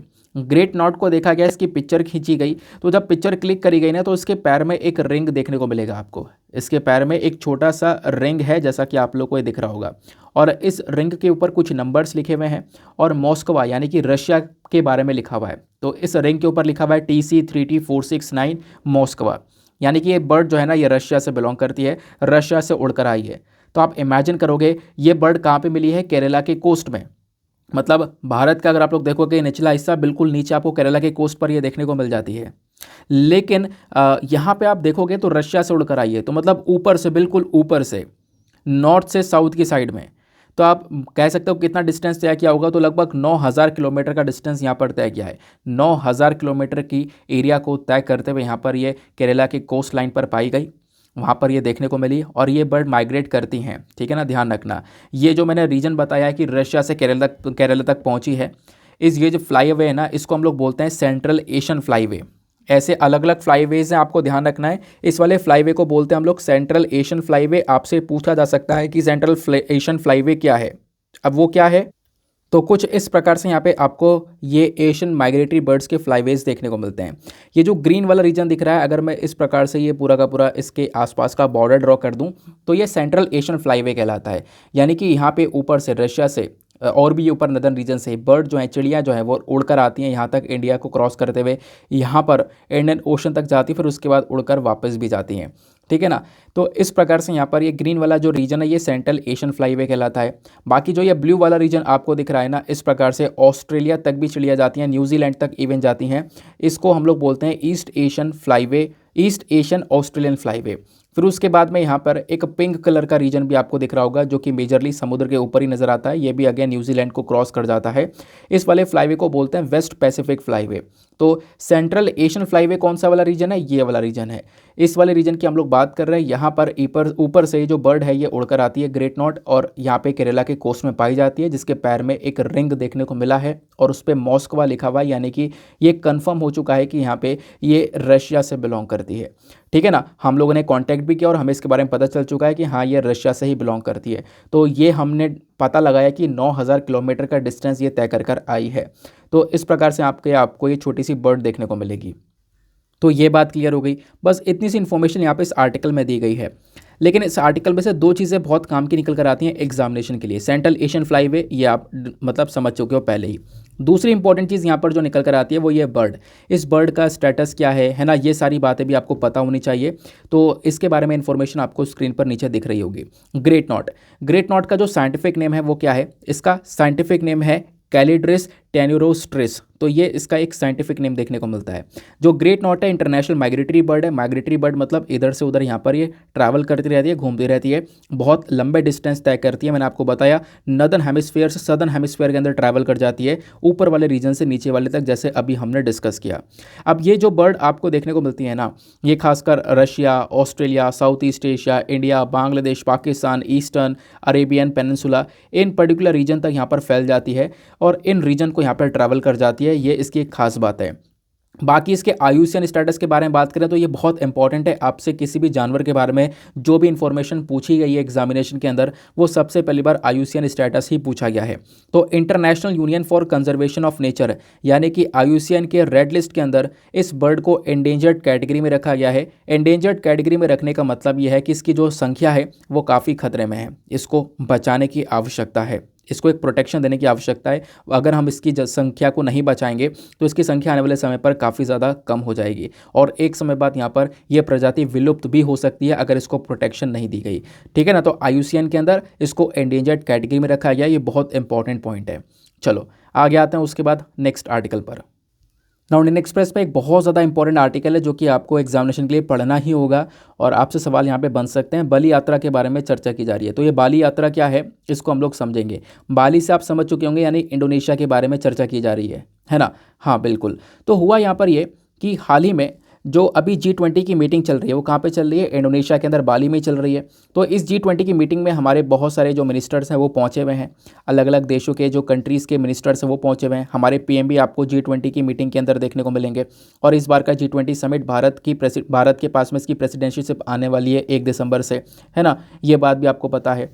इंपॉर्टेंट चीज़ क्या है, इंपॉर्टेंट चीज़ यहाँ पर यह है कि G20 समिट को एड्रेस करते हुए यहाँ पे भारत के बहुत सारे लोग अभी इंडोनेशिया में रहते हैं। तो उन इंडियन डायस्पोरा के अंदर हमारे प्राइम मिनिस्टर कुछ बातें बोल रहे थे। बातें बोलते बोलते इन्होंने यहाँ पर बाली यात्रा का जिक्र किया कि हर साल यहाँ पे बाली यात्रा की जाती है। कहाँ पर, महानदी के बैंक्स पर, महानदी के किनारे यानी कटक के अंदर आपको ये बाली यात्रा देखने को मिलेगी। तो हर साल यहाँ पे बाली यात्रा होती है, एक पूरा मेला लगाया जाता है जो कि बहुत बड़ा इवेंट किया जाता है हर साल, ठीक है ना, ओडिशा के अंदर में। और इस बार का यहाँ पर जो ये बाली यात्रा है ना, इसको मतलब एक तरीके से गिनेस वर्ल्ड रिकॉर्ड के अंदर एक प्लेस मिल चुका है। क्यों? क्योंकि यहाँ पर बहुत ज़्यादा अच्छी तरीके से पूरा का पूरा ये जो इवेंट है वो क्रिएट किया जाता है, क्योंकि इसका ऐतिहासिक इंपॉर्टेंस बहुत ज़्यादा है। बाली यात्रा क्यों सेलिब्रेट किया जाता है, इसका इंपॉर्टेंस बहुत बड़ा है। इंपॉर्टेंस यहाँ पर क्या है इसको समझेंगे। जो भी यहाँ पे सारे के सारे पॉइंट्स आपको दिख रहे हैं ना, वो सब मैंने आपको नोट्स की फॉर्म में प्रोवाइड करवा दिए ताकि आपको बिल्कुल तकलीफ ना हो, आपको इधर उधर से नोट डाउन करने की ज़रूरत ना पड़े। नीचे स्क्रीन पर देखना, ये सारी बातें यहाँ पर इस आर्टिकल की कॉपी पेस्ट कर दी गई हैं ताकि आपको यहाँ पर सही से दिखे। जूम करूँगा तो पिक्सल फट जाएंगे, इस वजह से यहाँ पर नीचे आपको सारी इन्फॉर्मेशन दिखने वाली है, ठीक है ना। आर्टिकल ऊपर आपको नजर आएगा और यहाँ पर सारी इन्फॉर्मेशन आपको नीचे दिखेगी। बात करते हैं कि आर्टिकल न्यूज़ में क्यों है, ये हमने ऑलरेडी डिस्कस कर लिया, ठीक है ना, कि प्राइम मिनिस्टर ने इंडियन डायस्पोरा जो है ना, भारत के जो लोग इंडोनेशिया के अंदर देखने को मिलते हैं उनसे बातचीत करी और वहाँ पे बाली यात्रा का जिक्र किया। उन्होंने समझाया कि आखिरकार कलिंगा और साउथ ईस्ट एशिया का क्या लिंक था, कलिंगा क्या है, साउथ ईस्ट एशिया रीजन क्या है, वो सब हम लोग समझेंगे। तो बाली यात्रा एग्जैक्टली क्या है, देखो बाली यात्रा बेसिकली यहाँ पर जल यात्रा हुआ करती थी। जल यात्रा यानी कि पानी के थ्रू यहाँ पर आप कह सकते हो ट्रैवल किया जाता था। कहाँ पर, बाली में, यानी इंडोनेशिया तक। कहाँ से ट्रैवल किया जाता था, ओडिशा से, जो कि वो जो रीजन है वो पहले कलिंगा के नाम से जाना जाया करता था, है ना। तो कलिंगा से बाली तक जल से यहाँ पे यात्रा की जाती थी। बहुत सारा व्यापार भी इसी माध्यम से होता था, तो इसी वजह से हम इसको बाली यात्रा के नाम से जानते हैं, ठीक है ना। बाकी यहाँ पे आप देखोगे तो बाली यात्रा एग्जैक्टली आज के समय पर क्या है, तो पूरे एक सप्ताह का एक इवेंट होता है। ये जो इवेंट है ये कब स्टार्ट होता है, कार्तिक पूर्णिमा पर, यानी कि जो फुल मून नाइट होती है ना कार्तिक के महीने में, तो तब यहाँ पर इस इवेंट को स्टार्ट किया जाता है। इसका ऐतिहासिक इंपॉर्टेंस यहाँ पर क्या है इसको समझते हैं। देखो यहाँ पर इस वाले इवेंट को हर साल हम ऑर्गेनाइज करते हैं, हर साल एक सप्ताह का ये इवेंट चलता है ताकि क्या कर सकें कि जो 2000 साल पुराने का हमारा 2000 साल पुराना लिंक है, किसका लिंक है, ओडिशा का और साथ ही साथ में साउथ ईस्ट एशिया का, उस लिंक को हम हर साल जी सकें, उसको हम लोग हर साल यहाँ पर आप कह सकते हो मना सकें। मतलब क्या है, देखो कलिंगा जो ओडिशा है ना आज के समय पर, वो एक समय पर कलिंगा के नाम से जाना जाया करता था। जो आज के समय पर ओडिशा है वो पहले कलिंगा के नाम से जाना जाया करता था। और जो बाली आपको देखने को मिल रहा है ना, वो आज के टाइम पर इंडोनेशिया में, आपको पता है। तो बेसिकली आज से लगभग यहाँ पर 2000 साल पहले होता ये था कि जो कलिंगा है और साथ ही साथ में बाली है, इन दोनों के बीच में एक लिंक हुआ करता था, बहुत ज़्यादा इंपॉर्टेंट लिंक हुआ करता था। खासकर यहाँ पे कलिंगा से जल यात्रा हुआ करती थी बाली तक, इंडोनेशिया तक, है ना। अब यहाँ पे आप देखोगे जब मैं बात करता हूँ बाली की, तो वहाँ पे उस समय पर ना केवल इंडोनेशिया था, वो पूरा साउथ ईस्ट एशियन रीजन था, जहाँ पे जावा, सुमात्रा, बोर्नियो, बर्मा, है ना, यानी म्यांमार, उसके बाद सेलोन यानी श्रीलंका, ये सारे रीजन्स आया करते थे। तो वहाँ तक यात्रा हुआ करती थी। यहाँ पे आप लोग इस वाले मैप से पता देख सकते हो अच्छे से, ये बेसिकली कलिंगा कहलाता था। यहाँ से यहाँ पे यात्रा, जल यात्रा हुआ करती थी, वॉयज हुआ करता था कहाँ तक, इधर सुमात्रा, जावा, बाली तक हुआ करती थी। बाली यहाँ पर आपको लास्ट में दिख रहा होगा, ठीक है ना। तो कलिंगा से बाली का जो लिंक था वो बहुत इंपॉर्टेंट था। जब ये 2000 साल पहले यहाँ पर इस प्रकार से जल यात्रा हुआ करती थी, व्यापार हुआ करता था, तो यहाँ पे कल्चरल लिंक्स बढ़ चुके थे। जब यहाँ के लोग इधर आया करते थे, इधर के लोग इधर जाया करते थे, तो आपस में यहाँ पे कल्चरल लिंक्स बढ़ा करते थे। इनफैक्ट यहाँ पे आपको देखने को मिलेगा इंडोनेशिया के अंदर बहुत से लोग अभी भी यहाँ पर हिंदुज़म को फॉलो करते हैं। वो सब यहाँ पे बहुत पहले की देन है। वो सब यहाँ पर जो कल्चर है वो यहाँ से कलिंगा के माध्यम से पहुँचा था। एक टाइम पर पूरा का पूरा कलिंगा एम्पायर आपको देखने को मिला करता था। ये बात आपको क्लियर हुई। इस प्रकार से यहाँ पे जल यात्रा हुआ करती थी। इसी वजह से हम लोग इसको कलिंगा और बाली यात्रा के नाम से जानते हैं। मतलब इन दोनों का एक लिंक हुआ करता था, इस वजह से हम इसको बाली यात्रा के नाम से जानते हैं, क्योंकि ये बाली तक जल यात्रा हुआ करती थी। समझ में आई बात।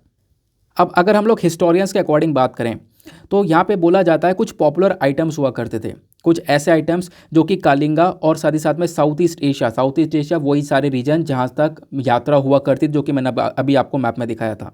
तो हिस्टोरियंस के अकॉर्डिंग बात करें तो कुछ ऐसे आइटम्स हुआ करते थे जिनका व्यापार बहुत ज़्यादा हुआ करता था, जैसे पेपर, सिनामन, कार्डमम, सिल्क हो गया, जो कपूर हो गया, गोल्ड हो गया, ज्वेलरी हो गया, इन सब चीज़ों का बहुत ज़्यादा व्यापार हुआ करता था कलिंगा और इन साउथ ईस्ट एशिया वाले रीजन में। तो बाली यात्रा को हम लोग सेलिब्रेट कर रहे हैं ताकि उन चीज़ों को हम लोग याद कर सकें, है ना। देखो यहाँ पे जो कलिंगा है ना वो बहुत एक प्रॉस्परस एम्पायर था उस समय का, जिसने एक बहुत बड़ा जो रिलेशन है वो एस्टेब्लिश करके दिखाया आसियान कंट्रीज़ के साथ में। खासकर आसियान कंट्रीज़ क्या कह सकते हो, साउथ ईस्ट एशिया के अंदर जो कंट्रीज़ हैं उन देशों के साथ में। अब इसका एक कमर्शियल इंपॉर्टेंस भी है, क्योंकि बाली यात्रा जब भी होती है तो आज के समय पर जब यहाँ पे आपको उड़ीसा में देखने को मिलती है ना, तो ये जो इवेंट जो होता है पूरे एक सप्ताह का, वहाँ पे पूरा मेला लगता है। मेला लगता है, बहुत सारे ठेले लगते हैं, हर चीज़ का ठेला लगता है ना। तो यहाँ पे मतलब आप कह सकते हो कि एक ऐसा समय है ये जहाँ पे जो व्यक्ति है ना वो हर सामान को परचेज़ करता है, ऑटोमोबाइल से लेकर इलेक्ट्रॉनिक डिवाइस तक परचेज़ करता है, क्योंकि यहाँ पर इस समय पर कुछ जो पैसा है, जो अमाउंट है वो काफ़ी कम हो जाता है इन सामानों के ऊपर, ठीक है ना। तो ऑटोमोबाइल से लेकर इलेक्ट्रॉनिक डिवाइस तक यहाँ पर परचेज़ किए जाते हैं, बहुत सारे प्रोडक्ट्स यहाँ पे परचेज़ किए जाते हैं, और मतलब कुछ ऐसे प्रोडक्ट्स भी परचेज़ किए जाते हैं जो कि बहुत ज़्यादा कम दाम में होते हैं, ठीक है ना। तो काफ़ी सारा सामान वगैरह खरीदा जाता है इस इवेंट के अंदर में, यह आपने यहाँ पर इसको समझ लिया। तो बाली यात्रा का इवेंट क्या है यह आपने समझा, ओडिशा के अंदर होता है यह आपने समझा, पुराने ज़माने का लिंक क्या है वो आपने समझा। अब बात यहाँ पर यह की जाती है कि कैसे जो कलिंगा है ना वो हमारे साउथ ईस्ट एशिया रीजन से लिंक है। साउथ ईस्ट एशिया मैंने अभी आपको समझा दिया, पूरा मैप में दिखा दिया था। जो कलिंगा है वो इधर आपको यहाँ पे ओडिशा में देखने को मिलेगा। कैसे आखिरकार वो लिंक हुआ करता था इन कंट्रीज़ के साथ में, इन देशों के साथ में, कैसे वो एक बहुत इंपॉर्टेंट सा लिंक था। ओरिजिन की बात करें, देखो कैसे यहाँ पर ये दोस्ती बढ़ने लगी, कैसे यहाँ पर ये लिंक बढ़ने लगा, तो उसके पीछे का रीज़न है कलिंगा एम्पायर, जो आज के समय पर ओडिशा में है, ठीक है ना। मतलब जो आज के समय पर ओडिशा कहलाता है बेसिकली, उस समय पर वो कलिंगा एम्पायर था। अब ये कलिंगा एम्पायर इसलिए भी जाना जाता है क्योंकि इनकी मैरीटाइम हिस्ट्री बहुत शानदार रही है।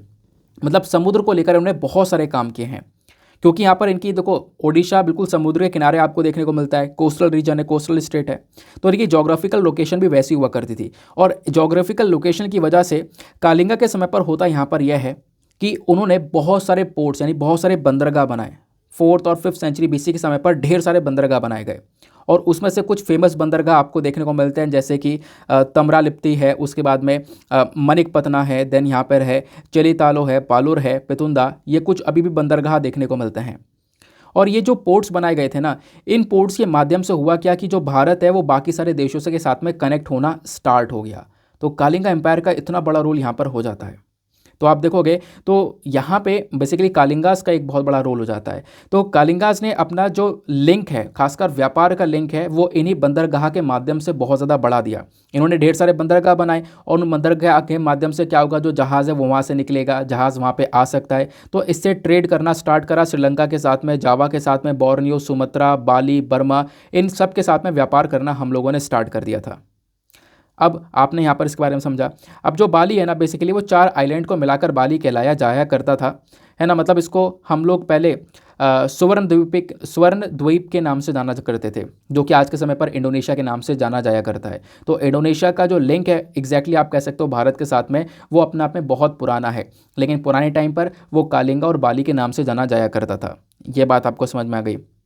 अब जो कलिंगास थे ना, मैंने आपको बताया इन्होंने यहाँ पर बहुत सारे पोर्ट को बनाया, बंदरगाह बनाया, वहाँ से जहाज़ जाते थे, इन देशों में काफ़ी सारा व्यापार होता था।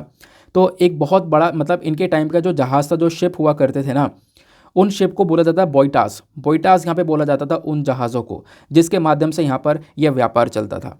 तो आपसे पूछा जा सकता है कि बोइटास रिसेंटली न्यूज़ में था, ये बोइटास क्या है? तो यहाँ पर ये कुछ बोट्स हैं जो कि यहाँ पे कालिंगास ने कंस्ट्रक्ट करी थी। बड़े बड़े साइज़ की बोट्स होती हैं ये, ठीक है ना, ये बात आपको समझ में आ गई। फिर उसके बाद मैंने आपको बताया कि उस समय पर वो एक ऐसा टाइम था जहाँ पे कालिंगास का एक बहुत बड़ा दबदबा हुआ करता था समुद्र के ऊपर, है ना। उनके पास में उन्होंने यहाँ पर बंदर का डेवलप किया, लिंक बनाया, ट्रेड किया इन कंट्रीज़ के साथ में, तो एक दबदबा हुआ करता था समुद्री रास्तों के ऊपर। और इस बात को खुद कालिदास जी ने रघुवंशा के अंदर रेफर किया है, यानी किंग ऑफ कालिंगा को बोला है द लॉर्ड ऑफ द सी। आपसे पूछा जाए द लॉर्ड ऑफ द सी और सामने मैच करने के लिए आ जाए किंग ऑफ कलिंगा, तो यहाँ पर बिल्कुल सही लिंक होगा, ठीक है ना। तो कालिदास ने यहाँ पर इस चीज़ के बारे में मेंशन भी किया है, रघुवंशा के अंदर रेफर किया है कि जो किंग ऑफ कालिंगा है ना, ये लॉर्ड ऑफ द सी कहलाते थे। समुद्र के ऊपर इनका एक बहुत बड़ा पकड़ हुआ करता था, समुद्री रास्तों के ऊपर बहुत बड़ी पकड़ हुआ करती थी इनकी। ये बात आपको समझ में आई। और इसी चक्कर में यहाँ पर क्या हुआ, इंडोनेशिया के साथ में भारत के जो लिंकेज है, खासकर कल्चरल टाइज आपको देखने को मिलेंगे, सांस्कृतिक तौर पर वो बहुत ज़्यादा मजबूत हैं। यहाँ पे क्या हुआ, कालिंगास लगातार बहुत जल्दी जल्दी व्यापार करते थे बाली के साथ में, यानी इंडोनेशिया के साथ में बहुत ज़्यादा व्यापार किया करते थे। और व्यापार जब होता था तो बहुत सारे लोग वहाँ पर जाया भी करते थे। और बहुत सारे जो हमारे ओडिया मर्चेंट्स यानी ओडिशा से बहुत सारे लोग जो बिलोंग करते थे, वो जाकर बाली में बसने लगे, उन्होंने सेटलमेंट्स बना लिया। अब वहाँ पे जब बसने लगे तो उन्होंने अपना जो कल्चर है, अपनी जो संस्कृति है, उससे यहाँ पर लोगों को इन्फ्लुएंस किया, है ना, अपनी एथिक्स को यहाँ पर लोगों को समझाया, जिससे यहाँ पर उस रीजन के अंदर यानी इंडोनेशिया के अंदर भी हिंदुइज़्म बहुत ज़्यादा ग्रो किया। और हिंदुइज़्म वहाँ पे ब्लेंड होने लगा, यानी कि जो वहाँ के लोग रहा करते थे उनका कॉन्सेप्ट और हिंदुइज़्म का कॉन्सेप्ट, ये दोनों आपस में मिलने लगा। और आज के समय पर भी आप देखोगे तो इंडोनेशिया के अंदर जो हिंदुइज़्म है, जिसको हम लोग बालिनीज़ हिंदुइज़्म के नाम से जानते हैं, वो बहुत सारे लोग अभी भी प्रैक्टिस करते हैं। वो सब लोग यहाँ पर, बहुत सारे लोग ऐसे हैं जो कि यहाँ पे जो हिंदू गॉड्स हैं, है ना, यहाँ पे आप कह सकते हो कि जो हिंदू देवी देवता हैं उनकी पूजा करते हैं, जैसे शिव जी, विष्णु जी, गणेश जी, ब्रह्मा जी, इन सब की यहाँ पर पूजा की जाती है। शिव जी को यहाँ पर एक मेन गॉड यहाँ पे मानते हैं, उनके अंदर बिलीव करते हैं। इनफैक्ट यहाँ पर शिव जी को मानते हैं कि वो बुद्धा के एक एल्डर ब्रदर हैं। तो इस प्रकार से यहाँ पे कल्चरल टाइज बढ़ जाते हैं। तो ये जो बालिनीज़ है ना, इन्होंने क्या किया, इन्होंने बहुत सारे फेस्टिवल्स भी सेलिब्रेट करने स्टार्ट किए। तो हिंदू फेस्टिवल्स भी सेलिब्रेट किए जाते हैं इंडोनेशिया में, जैसे शिवरात्रि, दुर्गा पूजा, सरस्वती पूजा, तो ये फेस्टिवल्स भी सेलिब्रेट होने लगे। तो ये एक बहुत इंपॉर्टेंट लिंक था। आई होप आपको यहाँ पे ये समझ में आया। तो वही सारी चीज़ें, मतलब आप लोग खुद देखोगे कि आर्टिकल का पूरा जो इंपॉर्टेंट सा कॉन्सेप्ट था वो सब मैंने आपको यहाँ पर बता दिया है। मतलब सारी चीज़ें यहाँ पे आर्टिकल की कॉपी पेस्ट कर दी हैं, ठीक है ना। ये आप लोग देख पा रहे होंगे, ये सारी चीज़ें जो लिखी हुई हैं वो सब मैंने आपको स्क्रीन पर नीचे की साइड में दिखाई हैं। और ये सब कुछ आप अपने नोट्स में ऐड कर सकते हो, क्योंकि इंपॉर्टेंट है। तो कैसे ऐड करना है नोट्स में, मैं आपको बता देता हूँ। टेलीग्राम पर जाओगे ना तो आपको ये PDF डाउनलोड कर लेना है। आज का PDF बहुत इंपॉर्टेंट है। जब PDF डाउनलोड करोगे तो PDF के साथ साथ एक ऐप को डाउनलोड कर लेना जिसका नाम है एडोब एक्रोबैट, ठीक है ना। एक एडोब एक्रोबैट करके ऐप आता है, उसको डाउनलोड कर लेना। उस ऐप में जैसे आप इस PDF को ओपन करोगे तो आपके सामने इस प्रकार से ये येलो कलर के छोटे छोटे सिंबल्स देखने को मिलेंगे। हर एक आर्टिकल के बराबर में ये सिंबल नजर आएगा। इस पर जैसे ही आप टैप करोगे आपके सामने सारी की सारी इन्फॉर्मेशन ओपन हो जाएगी। जैसे मैं अगर टैप करता हूँ तो ये सारी इन्फॉर्मेशन यहाँ पर दिखनी स्टार्ट हो जाएगी। इसको आप लोग जैसे चाहो वैसे यूज़ कर सकते हो, कॉपी पेस्ट करना चाहो तो कॉपी पेस्ट कर सकते हो, लिखना चाहो तो लिख सकते हो। तो ये काम ज़रूर कर लेना, क्योंकि मतलब एक हाई क्वालिटी का कंटेंट मैं देने की कोशिश कर रहा हूँ। सभी चीज़ें यहाँ पर देने की बात की जा रही है। आज का वीडियो आपको बहुत अच्छे से सुनना भी है। क्यों? क्योंकि आज के वीडियो के रिगार्डिंग कल आपसे टेस्ट भी लिया जाएगा। कल वाला जो सुबह द हिंदू का वीडियो आएगा ना, उसमें आपसे टेस्ट भी लिया जाएगा। एक आपका टेस्ट होगा कि आपने आज के वीडियो में क्या क्या सीखा है, ठीक है ना। तो ये चीज़ भी आपको बहुत ज़्यादा मदद करने वाली है। चलो आगे आते हैं। तो आज का जो डाउन टू अर्थ आप उठाओगे तो उसमें भी बहुत सारी इंपॉर्टेंट चीज़ें हैं, बहुत सारी इंपॉर्टेंट चीज़ें, जैसे कि एनवायरमेंट के लिए काफ़ी काम की चीज़ें निकल कर आई हैं। अभी हमने एक बर्ड के बारे में डिस्कस किया था, वो भी एनवायरमेंट से ही आप आर्टिकल को लिंक कर पाओगे। तो यहाँ पे जो डाउन टू अर्थ का आर्टिकल होने वाला है ये बहुत ही ज़्यादा इंपॉर्टेंट है। क्यों? क्योंकि अभी रिसेंटली पनामा एक सिटी न्यूज़ में है, ध्यान रखना, ठीक है ना। तो पनामा बेसिकली न्यूज़ में क्यों है मैं आपको समझाता हूँ। क्योंकि पनामा के अंदर अभी साइट्स की मीटिंग हुई है। साइट्स के बारे में आपने काफ़ी बार सुना होगा, नहीं पता है तो आज इस वीडियो में आपको पता चल जाएगा। तो यहाँ पर होता यहाँ ये है कि साइट्स COP19 वाली मीटिंग होती है पनामा के अंदर, और वहाँ पर भारत ने एक प्रपोजल रखा है। प्रपोजल ये रखा है कि एक टर्टल है, फ्रेश वाटर टर्टल। अभी वो टर्टल का नाम क्या है मैं आपको समझाऊंगा उस टर्टल के बारे में। तो इंडिया का ही वो टर्टल है जो कि आज के समय पर विलुप्त होने की कगार पर है, यानी खत्म हो सकता है कभी भी। तो भारत ने यहाँ पर एक प्रपोजल रखा है कि क्यों ना साइट्स के अंदर उसको अपेंडिक्स 1 में रख दिया जाए। यानी साइट्स के अंदर जो है ना, ये पर्टिकुलर जो इंटरनेशनल ऑर्गेनाइजेशन है, इसके अंदर 3 लिस्ट होती हैं, 1 2 3 करके, और इनके अंदर अलग अलग जानवरों की प्रजातियों को रखा जाता है। तो अभी के समय पर ये अपेंडिक्स 1 के अंदर लाने के बारे में चर्चा की जा रही है। इंडिया बोल रहा है कि इसको अपेंडिक्स 1 में डाल दिया जाए। अपेंडिक्स 1 में अगर हम इस टर्टल को डाल देते हैं तो इससे होगा क्या, इस टर्टल को हाई प्रोटेक्शन दी जा सकेगी, इसको हम लोग बचाने के ऊपर काम कर सकेंगे थोड़ा ज़्यादा, है ना। तो इस प्रकार से भारत का ये प्रपोजल रहा है रिसेंटली। तो इसी वजह से आर्टिकल पूरा का पूरा न्यूज़ में आपको देखने को मिलेगा। मतलब पूरा आर्टिकल मैंने दे दिया है, आप चाहो तो पूरा का पूरा ये आर्टिकल रीड कर सकते हो, है ना, पूरा का पूरा आर्टिकल रीड कर सकते हो। ये सब कुछ आपको पीडीएफ में मिल जाएगा। बाकी कुछ काम की जो इन्फॉर्मेशन आर्टिकल में से निकाल कर वो तो मैं आपको देने वाला ही हूँ, ठीक है ना। ये बात आपको क्लियर हो गई। तो यहाँ पे कौन से टर्टल की बात की जा रही है, वो है रेड क्राउन रूफ टर्टल। ध्यान रखना, ये वर्ड बहुत इंपॉर्टेंट है। रेड क्राउन रूफ टर्टल की बात की जा रही है। इसका साइंटिफिक नेम है बतागुर कचुगा, ठीक है ना। तो साइट्स की मीटिंग जो चल रही है, साइट्स क्या है, यह है convention on international trade in endangered species. इसकी जो मीटिंग थी पनामा के अंदर, वहीं पर भारत ने प्रपोजल रखा है कि इसको थोड़ा सा ज़्यादा प्रोटेक्शन देनी चाहिए, क्योंकि अगर हमने प्रोटेक्शन नहीं दिया तो ख़त्म हो जाएगा ये प्रजाति। तो इस वजह से साइट्स के अपेंडिक्स 1 में इसको डाल देना चाहिए। अब ये साइट्स क्या है, अपेंडिक्स 1 क्या है, ये टर्टल क्या है, आओ इसके बारे में सारी की सारी इन्फॉर्मेशन देखना स्टार्ट करते हैं। सबसे पहली चीज़, रेड रूफ टर्टल के बारे में हम अभी डिस्कस करेंगे, लेकिन न्यूज़ में क्यों है इसको मैं आपको समझा देता हूँ। मतलब पूरे आर्टिकल की सारी इंपॉर्टेंट चीज़ें मैंने यहाँ पर लगा दी हैं, इसको एक बार आप गो थ्रू कर सकते हो। तो भारत ने यहाँ पे क्या किया है, एक प्रपोजल दिया है कि हमें इस वाले टर्टल को प्रोटेक्शन देनी है। यह प्रपोजल कहाँ पे दिया गया, साइट्स की 19वीं जो कॉन्फ्रेंस ऑफ पार्टी की मीटिंग चल रही है पनामा के अंदर, वहाँ पे ये बात रखी गई है। अब हम लोगों ने यहाँ पे क्या क्या बात बोली है, देखो हमने यहाँ पर ये बोला कि सर इसको अपेंडिक्स, वैसे अभी के समय पर ये जो टर्टल है ना, इसको अपेंडिक्स 2 में रखा हुआ है, अपेंडिक्स 2 से इसको अपेंडिक्स 1 में ट्रांसफ़र कर दिया जाए, ये हमारी एक मांग है। अब ये साइट्स के ये जो तीनों लिस्ट हैं अपेंडिक्स 1 2 3, ये क्या बोलते हैं, देखो अपेंडिक्स 1 में अगर किसी भी जानवर को डाल दिया जाए तो इससे क्या होगा कि हम उस जानवर को हाई प्रोटेक्शन दे सकेंगे। इनफैक्ट उन जानवरों को अपेंडिक्स 1 में डाला जाता है जो जानवर पूरी तरह से ख़त्म होने वाले हों, उनकी संख्या खत्म होने वाली हो, उनको अपेंडिक्स 1 में रखा जाता है। इसी प्रकार से इस साइट्स की अपेंडिक्स 2 की लिस्ट देखने को मिलती है। यहाँ पे उन जानवरों की प्रजातियों को रखा जाता है जो कि मतलब इतने खतरे में नहीं है, इतने खतरे में नहीं है, इतना खत्म नहीं होने वाले हैं, लेकिन फिर भी यहाँ पर उनका जो व्यापार है उसको कंट्रोल करना चाहिए, उनका व्यापार के ऊपर रोक लगानी चाहिए, क्योंकि व्यापार होगा तो ऑब्वियस सी बात है हंटिंग वगैरह भी काफ़ी ज़्यादा होगी। तो ये बेसिकली अपेंडिक्स 2 की कहानी है। अपेंडिक्स 3 के अंदर भी उन जानवरों की प्रजातियों को रखा जाता है जो कि कहीं ना कहीं एक देश के अंदर प्रोटेक्टेड कैटेगरी के अंदर है, यानी कि किसी भी एक देश के अंदर में उनको प्रोटेक्शन में दे रखा है, तो उन वाली स्पीशीज़ को हम लोग अपेंडिक्स 3 के अंदर में रख देते हैं। अब इसके एग्जाम्पल क्या है वो आगे मैं आपको समझाऊंगा, डोंट वरी। तो साइट्स की मीटिंग होती है, ये 3 लिस्ट होती हैं, अपेंडिक्स 2 से इसको अपेंडिक्स 1 में डालने की बात की गई, क्योंकि यहाँ पर ये प्रजाति खत्म होने वाली है और इस प्रकार की प्रजातियाँ अपेंडिक्स 1 में आती हैं। ये बात आपको समझ में आ गई है। अब ये कौन सी प्रजाति है, तो वह है red crown roof turtle. Red crown roof turtle का साइंटिफिक नेम मैं आपको बता चुका हूँ, बातागुर कचुगा इसका साइंटिफिक नेम है। इसके कॉमन नेम की बात करें तो इसको बंगाल रूफ टर्टल के नाम से भी जाना जाता है और रेड क्राउन रूफ टर्टल के नाम से भी जाना जाता है। इसके बारे में बात करें तो ये जो रेड क्राउन रूफ टर्टल है ना, ये आज के टाइम पर भारत के अंदर लगभग कुछ ऐसी प्रजातियां हैं जो कि केवल भारत में ही पाई जाती हैं और कुछ और छोटे मोटे देशों में पाई जाती हैं। तो उसमें से ही एक प्रजाति है रेड क्राउन रूफ टर्टल देखने को मिलती है। इसके अलग अलग कलर्स हैं, ब्राइट कलर्स में देखने को मिलता है, red, yellow, white, blue colour का आपको यहाँ पर इसका फेस देखने को मिलता है, इसका जो नेक के जो गर्दन है वो देखने को मिलती है। बाकी ये प्रजाति कहाँ कहाँ पे पाई जाती है, मैंने आपको बताया भारत के अलावा कुछ छोटे मोटे देश यानी हमारे आस पड़ोसी जो देश हैं उनके अंदर भी देखने को मिल जाती है।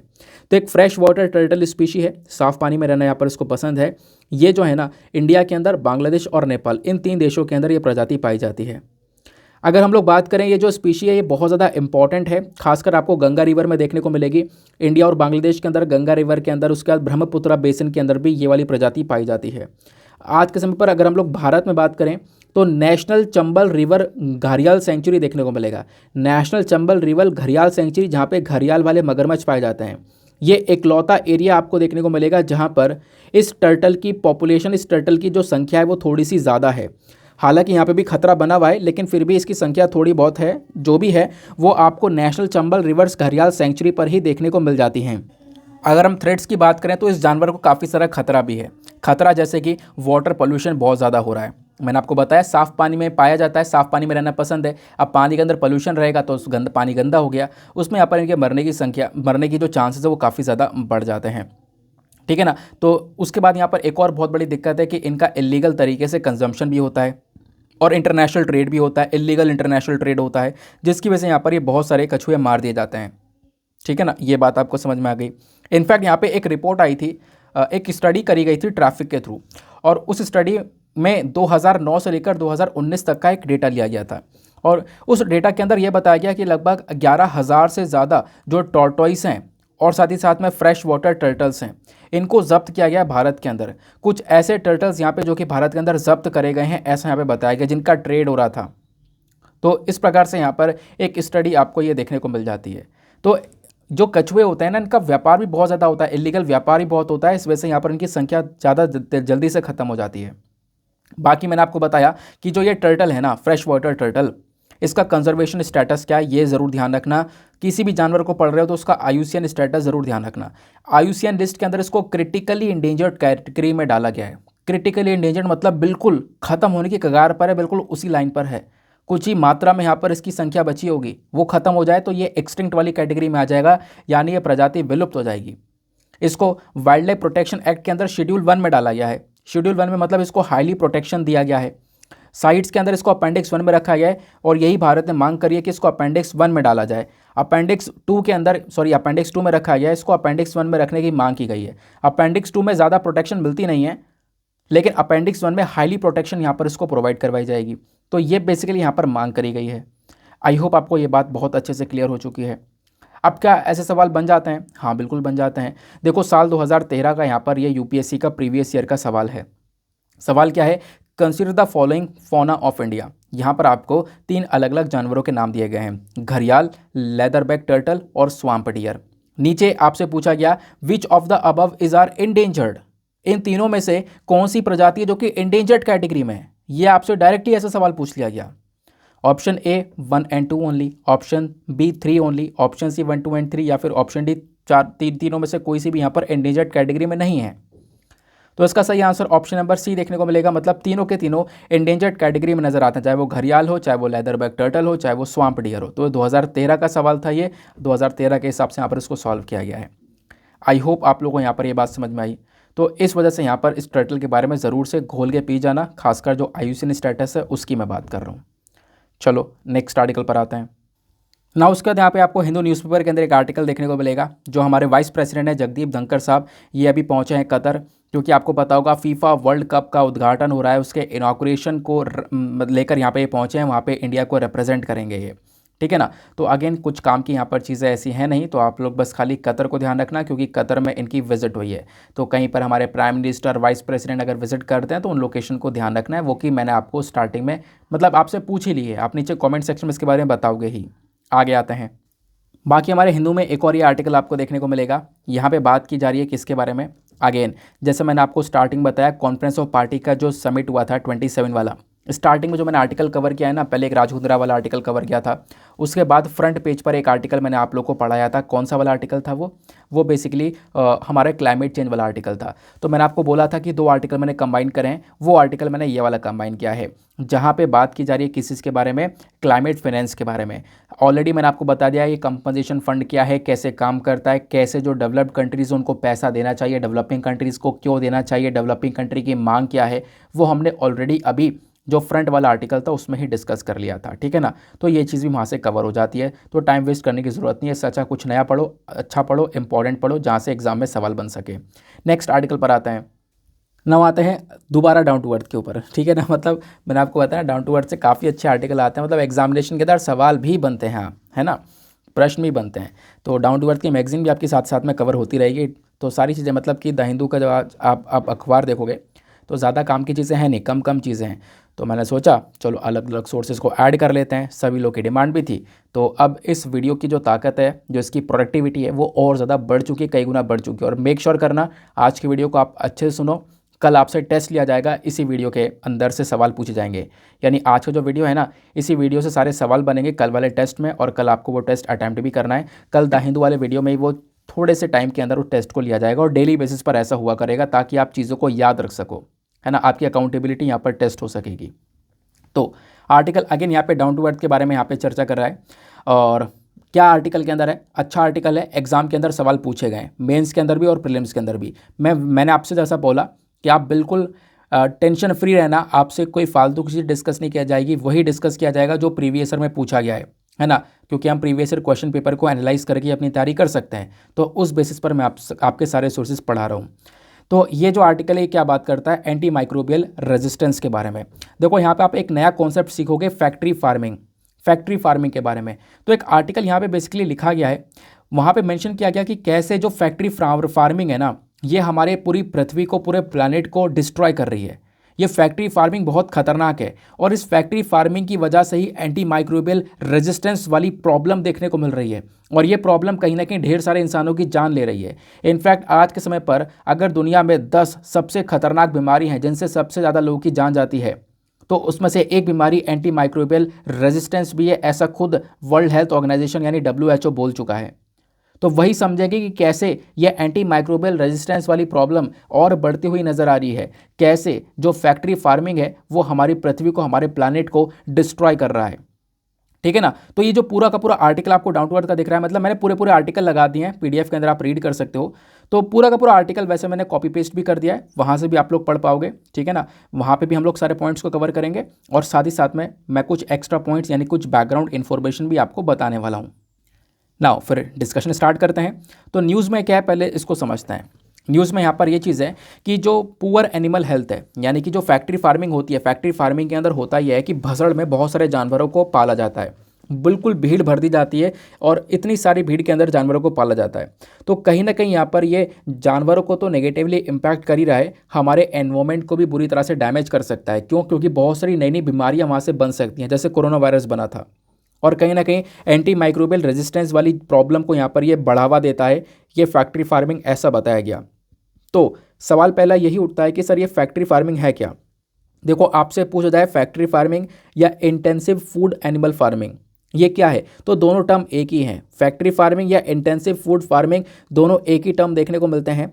यहाँ पे होता यह है कि हम लोग एनिमल्स को पालते हैं, जैसे पिग्स हो गए, है ना, सुअर हो गए, काउज हो गए या फिर बर्ड्स हो गया, इनको पाला जाता है। लेकिन इतनी बुरी कंडीशन में पाला जाता है कि बस खाली हमारा फोकस ये होता है कि बस इनसे ज़्यादा से ज़्यादा पैसा कमाया जा सके, है ना। बिल्कुल भीड़ भर दी जाती है और एक के ऊपर एक चढ़ के यहाँ पर आप कह सकते हो भर दिया जाता है इनको बुरी तरह से, ताकि हम ज़्यादातर प्रोडक्शन कर पाएँ और कम दाम पे प्रोडक्शन कर पाएँ, ज़्यादा पैसा लगे नहीं, इनसे ज़्यादा पैसा जनरेट कर पाएँ।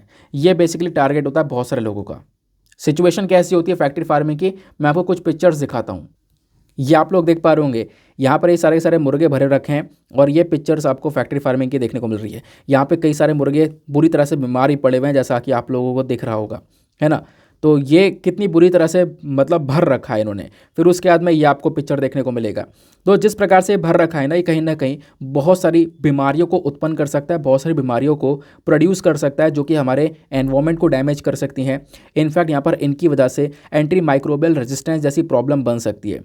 अगर पालना है तो एक सही तरीका होता है पालने का। अगर ये फैक्ट्री फार्मिंग करोगे, इस विकट तरीके से यहाँ पर पालोगे, तो कहीं ना कहीं बहुत सारी प्रॉब्लम्स जनरेट होंगी। तो ये चीज़ है, ये चीज़ आपको समझ में आई।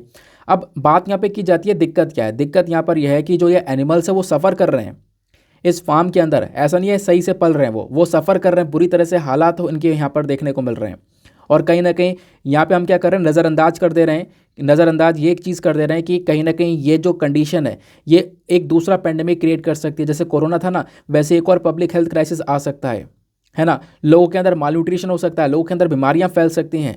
इन चीज़ों को नज़रअंदाज करके ये फैक्ट्री फार्मिंग करी जा रही है। रियलिटी के अगर अंदर बात करें तो कहीं ना कहीं दुनिया भर में ढेर सारी प्रॉब्लम्स बन जाती है। और सबसे बड़ी प्रॉब्लम यहाँ पर यही है कि देखो, ये बिलियंस ऑफ एनिमल्स के ऊपर अत्याचार हो रहा है, निर्दयी तरीके से यहाँ पर अत्याचार हो रहा है। ऐसे ही यहाँ पर इनको भर दिया गया, काफ़ी बीमार हो रहे हैं, मर जा रहे हैं। तो निर्दयी तरीके से अत्याचार होता हुआ नज़र आ रहा है इस फैक्ट्री फार्मिंग के अंदर। बस खाली टारगेट क्या है, ज़्यादा से ज़्यादा मीट का प्रोडक्शन कर दिया जाए, सस्ते दाम में प्रोडक्शन कर दिया जाए। आज के समय पर आप देखोगे बहुत सारे एनिमल्स को यहाँ पे पाला जा रहा है ताकि चीप मीट का प्रोडक्शन किया जाए, क्योंकि इस मीट की रिक्वायरमेंट बहुत ज़्यादा है। और उस प्रोडक्शन के अंदर ढेर सारे इंजेक्शंस हो गए या बाकी सारे केमिकल्स हो गए, उनका भी इस्तेमाल करा जा रहा है ताकि प्रोडक्शन को इंक्रीज़ कर दिया जाए। जैसे आज के समय पर दूध को ग्रो करने के लिए, यानी दूध को डबल करने के लिए, दूध के प्रोडक्शन को डबल करने के लिए ढेर सारे इंजेक्शन लगा दिए जाते हैं। या अंडे देने के लिए मुर्गी को अंडे दिलवान, मतलब मुर्गी जो अंडे देती है ना, उसकी कैपेसिटी को इंक्रीज़ करने के लिए उसको ढेर सारे केमिकल्स इंजेक्ट करे जाते हैं। तो वो चीज़ें आज के समय पर बढ़ रही हैं और ये क्या कर सकती हैं, कहीं ना कहीं बीमारियों को लेकर आ सकती हैं और ये बीमारियां इंसानों के अंदर जंप कर सकती है। और जब कोई ऐसी बीमारी इन जानवरों के अंदर फैल जाए जो कि एक पर्टिकुलर प्रजाति से दूसरे पर्टिकुलर प्रजाति में फैल रही हो या फिर इंसानों में फैल रही हो, तो इससे दुनिया भर में एक दूसरा पैंडेमिक आ सकता है, जैसे कोविड-19 था। कोविड-19 भी तो ऐसे ही फैला था ना, तो वैसी प्रॉब्लम दोबारा आ सकती है। और मैं आपको बता दूं, सबसे बड़ा एग्जाम्पल है बर्ड फ्लू और स्वाइन फ्लू। ये दोनों ही सबसे बड़ी प्रॉब्लम है और दोनों ही यहाँ पर एक इंपॉर्टेंट एग्जाम्पल हैं। एग्जाम्पल यहाँ पर यह है कि कहीं ना कहीं ये वाली प्रॉब्लम्स क्रिएट हो सकती हैं इन फैक्ट्री फार्मिंग से। फैक्ट्री फार्मिंग की वजह से बर्ड फ्लू, स्वाइन फ्लू जैसी बीमारियां उत्पन्न हो सकती हैं, ऐसा यहाँ पे बताया गया। हाउएवर यहाँ पे आप देखोगे तो प्रॉब्लम यह है कि एक बीमारी को हम नज़रअंदाज कर रहे हैं, वो है anti microbial resistance. Anti microbial resistance भी यहाँ पर बहुत ज़्यादा बदतर तरीके से देखा जा सकता है। तो आप कहोगे ये होता क्या है, अभी समझाते हैं, डोंट वरी। देखो, होता यहाँ पर यह है कि जो ये फैक्ट्री फार्मिंग हो रही है, यहाँ पे बहुत सारे एंटीबायोटिक्स का इस्तेमाल किया जाता है। आप जैसे सपोज यहाँ पे आप बीमार पड़ गए, आपके बॉडी के अंदर बैक्टीरिया है, फंजाई, ये जो भी यहाँ पर आप बीमार पड़ गए, तो आप उसके लिए क्या खाते हो, उस बैक्टीरिया को मारने के लिए एंटीबायोटिक खाते हो। और एंटीबायोटिक का अगर एक ओवर यूज़ कर दिया जाए, एक हद से ज़्यादा लोड कर लो एंटीबायोटिक को अपने बॉडी के अंदर, तो वो बैक्टीरिया क्या करता है ना, उसको रेजिस्ट करने लगता है। यानी वो बैक्टीरिया मरेगा नहीं उस एंटीबायोटिक से, वो बैक्टीरिया और ज़्यादा मजबूत होगा। जो उसकी कमज़ोरी थी वो इसकी ताकत बन गई। तो आप इमेजिन करो वो कंडीशन कितनी बदतर होगी कि बैक्टीरिया को आप मार नहीं सकते एंटीबायोटिक की मदद से भी, तो वो कहीं ना कहीं इंसान की जान ले लेता है। वही कहलाता है क्या, एंटी माइक्रोबियल रेजिस्टेंस। ठीक है ना। तो ऐसे यहाँ पर जानवर में भी देखने को मिल रहा है। जो ये फैक्ट्री फार्मिंग हो रही है, यहाँ पे एंटीबायोटिक्स का इस्तेमाल बहुत ज़्यादा बढ़ा दिया जा रहा है, ओवर यूज़ कर दिया जा रहा है, जिससे सुपर बग्स हो जाता है, नहीं एंटी माइक्रोबियल रेजिस्टेंस जैसी प्रॉब्लम होती है। और ये प्रॉब्लम कहीं ना कहीं जानवरों के साथ साथ इंसानों में फैलने लगती है, हमारे एनवायरमेंट में फैलने लगती है। तो इंसानों के अंदर एंटी माइक्रोबियल रेजिस्टेंस पहले से ही बहुत ज़्यादा है और अगर इस लेवल पर फैलेगा तो इससे ढेर सारे लोगों की जान भी जा सकती है। अब बात करते हैं आखिरकार ये एंटी माइक्रोबियल रेजिस्टेंस है क्या और इंडिया में इसका क्या सिचुएशन है। देखो, मैंने आपको ऑलरेडी बता दिया, एंटी माइक्रोबियल रेजिस्टेंस एक ऐसी कंडीशन है जहाँ पे जब कोई भी माइक्रो ऑर्गेनिज्म यानी बैक्टीरिया, वायरस, फंजाई, पैरासाइट जो भी चीज़ है, वो यहाँ पे एंटीबायोटिक से नहीं मरेगी। आप एंटीबायोटिक कितना ही अपने बॉडी के अंदर ओवरलोड करते रहो, यूज़ करते रहो, उसका असर इन माइक्रो ऑर्गेनिजम्स के ऊपर बिल्कुल नहीं होगा, है ना। वो मरेंगे ही नहीं और ये और मजबूत हो जाएंगे। इससे क्या होगा, इससे इंसान की जान जाने की जो मतलब चांसेस हैं वो बहुत ज़्यादा बढ़ जाएंगे। और मैंने आपको बताया दुनिया में जो सबसे ज़्यादा खतरनाक बीमारियाँ हैं, जो टॉप 10 खतरनाक बीमारियाँ, उसमें एंटी माइक्रोबियल रेजिस्टेंस ने भी एक दर्जा ले रखा है। भारत के अंदर हर साल लगभग 56,000 से ज़्यादा नए बच्चों की मृत्यु हो जाती है सेप्सिस की वजह से। सेप्सिस भी यहाँ पर कैसे होता है, एक ऑर्गेनिज्म की वजह से होता है। एक ऐसा ऑर्गेनिज्म, जब आप बच्चे को एंटीबायोटिक दोगे ना, तब भी वो असर नहीं करेगा एंटीबायोटिक उस बच्चे के ऊपर। तो ये कंडीशन है एंटी माइक्रोबियल रेजिस्टेंस को लेकर। हालांकि सरकार ने ढेर सारे इनिशिएटिव चलाए हैं एंटी माइक्रोबियल रेजिस्टेंस को टैकल करने के लिए, ये आपको पता होना चाहिए क्योंकि एग्जामिनेशन में आपसे मेंस में पूछे जाएंगे। तो जैसे कि यहाँ पर है एक anti microbial resistance surveillance and research network करके यहाँ पर आपको एक इनिशिएटिव देखने को मिलता है। इस इनिशिएटिव को साल 2013 में लॉन्च किया गया था, ठीक है ना, ताकि हम लोग यहाँ पर इस प्रकार की प्रॉब्लम को टैकल कर सकें। ऐसे ढेर सारे इनिशिएटिव हम लोगों ने चलाए। तो ये था ओवरऑल आर्टिकल। अब हम लोग टेस्ट करते हैं आर्टिकल कितना काम का है। बहुत काम का है। साल 2019 में एक प्रश्न पूछा गया था यूपीएससी के अंदर। प्रश्न क्या था, Which of the following are the reasons for the occurrence of multi-drug resistance in microbial pathogens in India? Bharat के अंदर ये जो मल्टी ड्रग रेजिस्टेंस बढ़ रहा है, इसके पीछे के कारण क्या है ये आपको बताना है। नीचे ऑप्शन दिए गए। ऑप्शन क्या, पहले स्टेटमेंट दिए गए, 4 ये स्टेटमेंट दिए गए।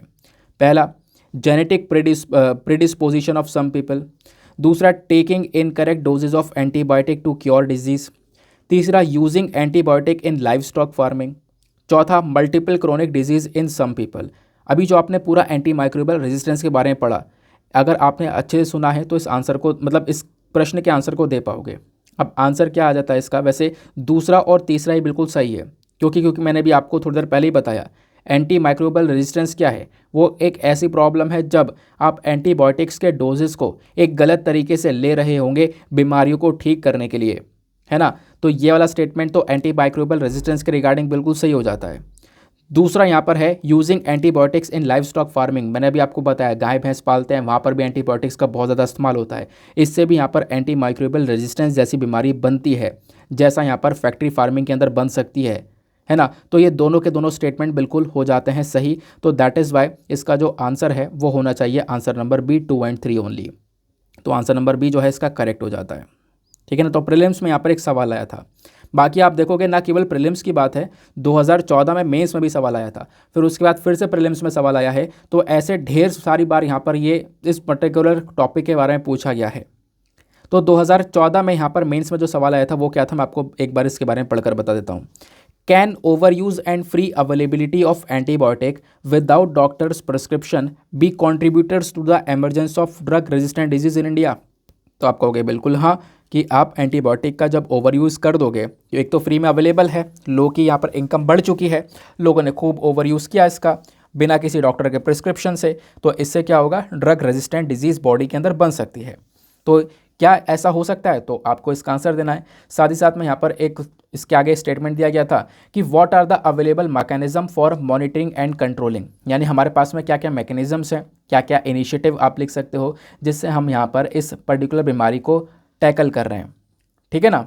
तो इस प्रकार से 2014 में मेंस का एक सवाल पूछा गया था। तो आर्टिकल बेहद इंपॉर्टेंट था, यानी काम की चीज़ थी, जो कि हमारे द हिंदू के अंदर नहीं है ऑब्वियसली। इस वजह से यहाँ पर इस वीडियो की स्ट्रेंथ बढ़ जाती है। नाउ अब फाइनली चलते हैं हम लोग अपने एडिटोरियल डिस्कशन पर। आज कुछ काम के एडिटोरियल्स हमारे पास में आते हैं। नाउ आज हमारे द हिंदू के अंदर कुछ काम के एडिटोरियल्स आए हैं। जैसा ये एडिटोरियल है, ये इकोनॉमी के लिए काफ़ी इंपॉर्टेंट है और लिखने वाले व्यक्ति भी बहुत इंपॉर्टेंट है। सी रंगराजन साहब हैं, एक फॉर्मर चेयरमैन रह चुके हैं इकोनॉमिक एडवाइज़र काउंसिल के। तो इस वजह से यहाँ पर इनके जो पॉइंट्स वो बहुत इंपॉर्टेंट है। एक फॉर्मर गवर्नर रह चुके हैं रिजर्व बैंक ऑफ इंडिया के। तो ये बात करते हैं भारत की इकोनॉमिक जर्नी के बारे में, यानी भारत की इकोनॉमी, भारत की अर्थव्यवस्था इतिहास में कैसी थी और आगे कैसे होने वाली है, कैसे हम इसको बढ़ावा दे सकते हैं। तो उसके बारे में ये डिस्कशन करते हैं, डिटेल से जानेंगे। फिर एक पर्टिकुलर एडिटोरियल आपको ये देखने को मिलेगा, ये बात करते हैं यहाँ पर इंडिया के बारे में। इंडिया के अंदर जो रेफ्यूजीज़ की सिचुएशन है वो काफ़ी इंप्रूव हो चुकी है, लोगों को काफ़ी कुछ मिल चुका है। अभी यहाँ पर कुछ मतलब जो पहले रेफ्यूजीज से जो कि सरकार के अंडर में आ रहे थे या इंटरनेशनल बॉडी के अंदर में आ रहे थे, उनका डेवलपमेंट हो रहा है धीरे धीरे। तो उसके बारे में यहाँ पर ये डिस्कशन करते हैं। तो काफ़ी अच्छा आर्टिकल्स हैं, डिटेल से डिस्कस करेंगे। लेकिन आपको पता होगा हमेशा की तरह एडिटोरियल डिस्कशन से पहले हम लोग लेते हैं एक मेंस का सवाल। तो आज का मेंस का सवाल क्या है? आज का मेंस का सवाल भी एक एडिटोरियल के ऊपर बेस्ड ही है, वो भी हमारे द हिंदू का ही है, आगे है वो डिस्कस करो। मतलब आज हमारे द हिंदू के सारे एडिटोरियल काम के हैं। तो यहाँ पे बेसिकली क्या क्वेश्चन है? क्वेश्चन यह है, provide an overview of India's free trade agreement journey. आपको यहाँ पर एक ओवरव्यू देना है भारत के फ्री ट्रेड एग्रीमेंट जर्नी के बारे में। साथ ही साथ में आपको बताना है what are the major issues related to India's foreign trade policy. भारत की जो फॉरेन ट्रेड पॉलिसी है उसके संबंध में क्या क्या दिक्कतें हैं ये भी आपको बतानी है। यानी इस प्रश्न के दो पार्ट हैं, ठीक है ना। तो ये कैसे अटेम्प्ट करोगे, अभी मैं एक आर्टिकल आपके साथ में डिस्कस करूंगा, उसके बेसिस पर आपको सारी बातें पता चलेंगी। क्योंकि भारत और यूके के बीच में जो फ्री ट्रेड एग्रीमेंट है ना, उसको लेकर नोकझोंक बनी पड़ी है। तो उसी के बेसिस पर यहाँ पे प्रश्न तैयार किया गया जो कि इंपॉर्टेंट है, आपसे बन भी सकता है। तो आपको ओवरव्यू देना है कि भारत का overall free trade agreement journey क्या रहा है, किस किस कंट्रीज़ के साथ में रही है, ये सब कुछ बताना है। और क्या क्या दिक्कतें इसके अंदर वो बतानी है। अब आंसर लिखने के बाद में कहाँ पर सबमिट करना है? टेलीग्राम पर जाना, सर्च बॉक्स में टाइप करना Deepak Yadav education mains answer writing, full form लिखना। आपको मेरा चैनल मिलेगा, 38,000 से ज़्यादा जो सब्सक्राइबर्स हैं वो ऑलरेडी वहाँ पर ज्वाइन कर चुके हैं। आप भी जाकर प्लीज़ ज्वाइन करें और जाकर वहाँ पर क्या करना है, अपने आंसर्स को सबमिट करना है। आंसर को सबमिट करने के साथ साथ एक छोटा सा काम ये भी करना है, एटलीस्ट सभी लोगों को 2-2 आंसर्स रिव्यू करने हैं। जब आप सभी लोग 2-2 आंसर्स को रिव्यू करोगे तो इससे बहुत सारे फ़ायदे आपको भी होंगे और सामने वाले को भी होंगे। आपको क्या फ़ायदे होंगे? आपको ढेर सारे इंपॉर्टेंट पॉइंट्स मिलेंगे अपने आंसर में लिखने के लिए। साथ ही साथ सामने वाले के अगर आंसर में कोई मिस्टेक होती है तो आप उसको वो बता सकोगे। तो इस प्रकार से कोऑपरेटिव वे में वो पूरा का पूरा ग्रुप काम कर रहा है। चलो फिर एक एडिटोरियल को डिस्कस करते हैं, उसके बाद अपनी कहानी को आगे बढ़ाएंगे। तो ये पर्टिकुलर एडिटोरियल आपको यहाँ पर देखने को मिल जाता है, ये भी हमारे हिंदू का ही है। प्रभास रंजन साहब ने लिखा है, एक प्रोफेसर हैं, वाइस डीन है, ठीक है। तो इन्होंने बात करी है फ्री ट्रेड नेगोशिएशन को लेकर। फ्री ट्रेड नेगोशिएशन को लेकर क्या क्या प्रॉब्लम आ रही हैं, भारत की क्या सिचुएशन है फ्री ट्रेड एग्रीमेंट को लेकर, किस किस देशों के साथ में साइन कर रखा है। तो ये कुछ इंपॉर्टेंट पॉइंट्स यहाँ पे इन्होंने डिस्कस किए हैं। काफ़ी अच्छा आर्टिकल लिखा है, सारे के सारे इंपॉर्टेंट पॉइंट्स जो है ना, क्योंकि आपका करना क्या होता है, आप न्यूज़पेपर पढ़ तो सभी लेते हैं यार, है ना, सब लोग पढ़ा भी देते हैं, लेकिन कुछ आप मतलब जो कंटेंट है वो लिख नहीं पाते हो, आप नोट्स नहीं तैयार कर पाते हो, तो डायरेक्टली यहाँ पे इस एडिटोरियल तक के नोट्स आपको यहाँ पे प्रोवाइड करवा दूंगा। ये जो पॉइंट्स हैं आप लोग प्लीज़ इन्हीं को नोट डाउन करना, यही आपको हेल्प करेंगे, ठीक है ना। इस आर्टिकल के सारे इंपॉर्टेंट पॉइंट्स आपको यहाँ पे मिल जाते हैं। चलो, तो हम डिस्कस कर रहे हैं इंडिया के फ्री ट्रेड एग्रीमेंट के बारे में। नंबर 1 पॉइंट क्या बात की जा रही है, देखो भारत जो है ना, ये जो फ्री ट्रेड एग्रीमेंट है, इस प्रकार के एग्रीमेंट ढेर सारे देशों के साथ में ऑलरेडी कर चुका है। अब ये जो फ्री ट्रेड एग्रीमेंट है ये बायलैटरल भी है और रीजनल भी है। पिछले 2 सालों के अंदर हमने ढेर सारे फ्री ट्रेड एग्रीमेंट करे हैं। तो क्या इनसे कोई फ़ायदा हुआ है? बिल्कुल फ़ायदा हुआ है। इससे हमारा एक्सपोर्ट बढ़ पाया है और इससे बहुत सारा रेवेन्यू हमारा जनरेट हो पाया है, हमारी मैन्युफैक्चरिंग बढ़ पाई है। एक्सपोर्ट देखोगे तो हमारा आने वाले टाइम पर एक टारगेट है 2023 तक का कि हमें अपना एक्सपोर्ट जो है 450 से लेकर 500 बिलियन यूएस डॉलर्स तक का पहुंचाना है। बिलियन की बात कर रहा हूं मैं, इतना यहाँ पे हम लोग को एक्सपोर्ट पहुंचाना है। जो फ्री ट्रेड एग्रीमेंट है वो हमारी इसमें मदद कर सकता है, ऐसा यहाँ पर राइटर कहते हैं। राइटर का कहना यहाँ पर यह है कि साल 2021-22 में देखोगे ना, तो भारत से जो एक्सपोर्ट हुआ है वो लगभग 418 बिलियन डॉलर तक का पहुँच चुका है। जबकि आप कोरोना से पहले देखोगे तो कोरोना से पहले सिचुएशन काफ़ी ख़राब थी, अब थोड़ी सी इंप्रूव हो चुकी है। कोरोना से पहले भी यानी साल 2018-19 में हम लोगों ने कितना एक्सपोर्ट किया था? लगभग 331 बिलियन डॉलर का। और अभी कितना एक्सपोर्ट किया है इस साल? 418 बिलियन डॉलर का। तो पहले के कंपैरिजन में अब की बार ढेर सारा इंप्रूवमेंट हम लोग को यहाँ पे नज़र आया है। वो कैसे नज़र आया है? क्योंकि कुछ कंट्रीज़ के साथ में हमारा फ्री ट्रेड एग्रीमेंट है, जहाँ से हम लोग एक्सपोर्ट को बढ़ा पाए हैं। तो ये जो अचीवमेंट है व्यापार को लेकर, डेफिनेटली यहाँ पर ये अप्रिशिएबल है, तारीफ़ के काबिल है। लेकिन भारत के अंदर अभी भी ढेर सारा पोटेंशियल है, बहुत सारी पावर है कि हम अपने एक्सपोर्ट को और ज़्यादा इंक्रीज़ करके भारत के रेवेन्यू जनरेशन को और दोगुना कर सकते हैं। ये यहाँ पर राइटर बोलते हैं। राइटर का कहना यह है कि अगर हम लोग इंडिया के व्यापार के पोर्टल के ऊपर जाएं, जहाँ पे सारा का सारा डेटा है व्यापार को लेकर, तो आपको एक बहुत बड़ा डिफरेंस देखने को मिलेगा भारत के एक्सपोर्ट के अंदर। जैसे कि जो भारत का एक्सपोर्ट है, हम लोग सबसे ज़्यादा फार्मास्यूटिकल, जेम्स, ज्वेलरी और केमिकल्स के अंदर ही करते हैं, यहीं पर सबसे ज़्यादा एक्सपोर्ट होता है। जबकि भारत के पास में बहुत सारा और भी पोटेंशियल है, हमारे पास में कैपेसिटी है कि हम इन चीज़ों के अलावा और भी ढेर सारी चीज़ों को एक्सपोर्ट कर सकते हैं। नाउ सवाल ये आता है कि आखिरकार ये फ्री ट्रेड एग्रीमेंट है क्या जिसके बेसिस पर एक्सपोर्ट बढ़ सकता है ना। पहला प्रश्न यही है, पहली बेसिक चीज़ आपको आंसर में बतानी होगी, क्योंकि एग्जामिनर वो बैठा है जिसको कुछ नहीं पता, आपको सब कुछ यहाँ पे जरा से शब्दों में समझाना होगा। तो फ्री ट्रेड एग्रीमेंट क्या होता है? फ्री ट्रेड एग्रीमेंट यहाँ पर एक ऐसा एग्रीमेंट है जो कि 2 देशों के बीच में हो रहा है, और इस एग्रीमेंट से क्या होगा, दोनों कंट्रीज़ के बीच में जो व्यापार है वो थोड़ा सा बढ़ जाएगा। देखो अभी नॉर्मली होता है क्या है, सपोज़ एक एग्जाम्पल लेते हैं, यहाँ पर है इंडिया और इधर आपको यहाँ पर ये यूके देखने को मिलेगा। अब नॉर्मली जब इनके बीच में व्यापार हो रहा है, भारत यहाँ से एक्सपोर्ट कर रहा है, भारत इंपोर्ट कर रहा है, जब व्यापार हो रहा है ना, तो नॉर्मली सपोज़ यहाँ पे यूके की सरकार बहुत सारे इंपॉर्टेंट ड्यूटीज़ है ना, कस्टम्स चार्जेस, एक्स्ट्रा चार्जेस वगैरह सब कुछ लगा देती है। ऐसे यहाँ पर इंडिया के अंदर लग रहा है, ड्यूटीज़ चार्जेस वगैरह लगाई जा रही है इंपोर्ट एक्सपोर्ट के ऊपर। तो जब ड्यूटीज़ चार्जेस वगैरह लगाई जाएंगी तो इससे क्या होगा, सामान जब हमारे यहाँ पर आएगा तो वो सामान यहाँ पे इंडिया में महंगा बिकेगा, क्योंकि इस पर कुछ एक्स्ट्रा चार्जेस लग रहे होंगे। ऐसे हम लोग जब सामान एक्सपोर्ट करेंगे यूके के अंदर, तो उस पर भी यहाँ पे कुछ ड्यूटीज़ एक्स्ट्रा चार्जेस लग रहे होंगे, तो वो यूके के अंदर थोड़ा सा महंगा बिकेगा, है ना। तो ये क्या होगा, इससे जो व्यापार है वो थोड़ा सा अफेक्ट होता हुआ नजर आएगा जब सामान बहुत ज़्यादा महंगा होगा दोनों ही देशों के अंदर। तो बेसिकली इसका सोल्यूशन क्या है? इसका सोल्यूशन है कि एक फ्री ट्रेड एग्रीमेंट कर लिया जाए। इस एग्रीमेंट से होगा क्या? इस एग्रीमेंट से होगा ये कि ये दोनों कंट्रीज़ मिलकर जो भी ड्यूटीज़ चार्जेस लगा रही हैं उसको ख़त्म कर देंगी। ख़त्म कर देंगे तो व्यापार में जो सामान है वो थोड़ा सस्ता बिकेगा, सस्ता बिकेगा तो व्यापार को बढ़ावा मिलेगा। तो ये बेसिकली फ्री ट्रेड एग्रीमेंट करने का काम करता है। जो कॉन्सेप्ट है फ्री ट्रेड एग्रीमेंट का, ये ट्रेड प्रोटेक्शनिज्म के बिल्कुल अगेंस्ट है।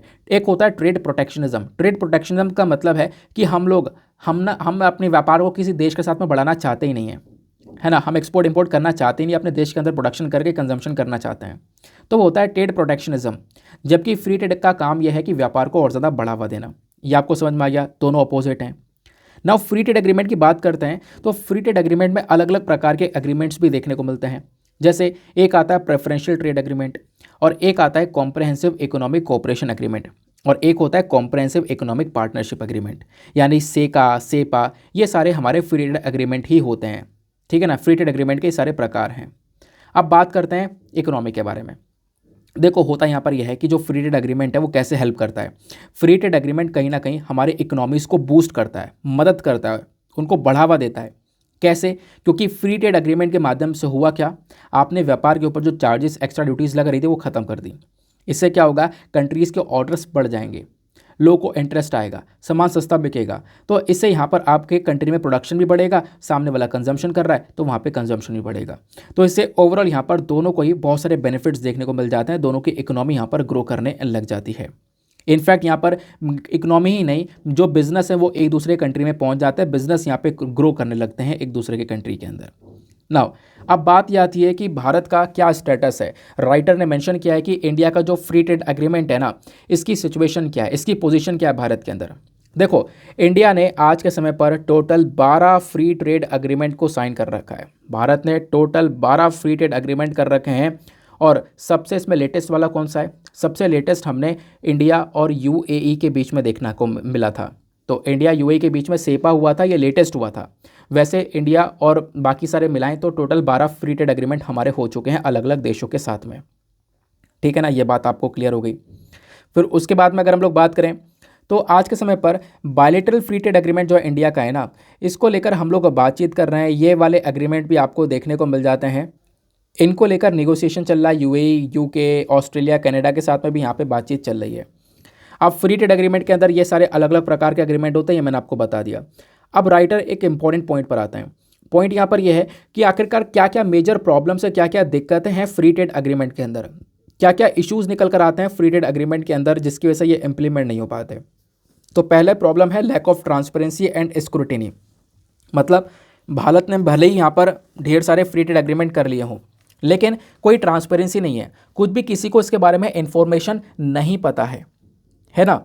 तो फ्री ट्रेड एग्रीमेंट जो हुए हैं वो दरवाज़ों के पीछे हुए हैं, बंद दरवाज़ों के पीछे करे गए ये सारे एग्रीमेंट, जिसके बारे में कोई भी इन्फॉर्मेशन नहीं है, कोई भी इन्वेस्टिगेशन यहाँ पर होता नहीं है। तो हो या ना हो उसका कोई फ़ायदा देखने को मिलता नहीं है। तो पहली प्रॉब्लम तो यहाँ पर ये नज़र आती है।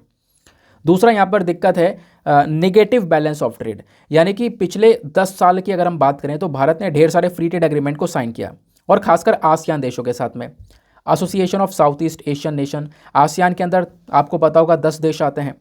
उसके अंदर यहाँ पर आपको ढेर सारे कंट्रीज देखने को मिलते हैं। उसके अलावा भी यहाँ पर मतलब आसियान के अलावा कोरिया, जापान, मलेशिया, ये अलग देश देखने को मिलेंगे। तो ये तो 10 कंट्रीज़ आसियान हो गई, बाकी ये 3 कंट्रीज़ हो गई। इन सब के साथ में पिछले 10 साल का व्यापार देखोगे ना तो भारत निगेटिव में चल रहा है। हमने इन कंट्रीज़ के साथ में फ्री ट्रेड एग्रीमेंट कर रखा है, लेकिन हम लोग यहाँ पे नेगेटिव में चले। नेगेटिव का मतलब है हमारा लॉस हो रहा है, हमारा जो एक्सपोर्ट है वो बढ़ नहीं पा रहा है ना, हमारा इम्पोर्ट ही यहाँ पे बढ़ पा रहा है। तो ये कहीं ना कहीं इसके चक्कर में जो ट्रेड डेफिसिट है यानी भारत का जो घाटा है ना वो थोड़ा ज़्यादा देखने को मिल रहा है। उसके पीछे का रीज़न भी है। एक दिक्कत ये भी आती है कि हाई डिपेंडेंस ऑन इम्पोर्ट्स। हम लोग ना इम्पोर्ट के ऊपर बहुत ज़्यादा डिपेंडेंट हो चुके हैं।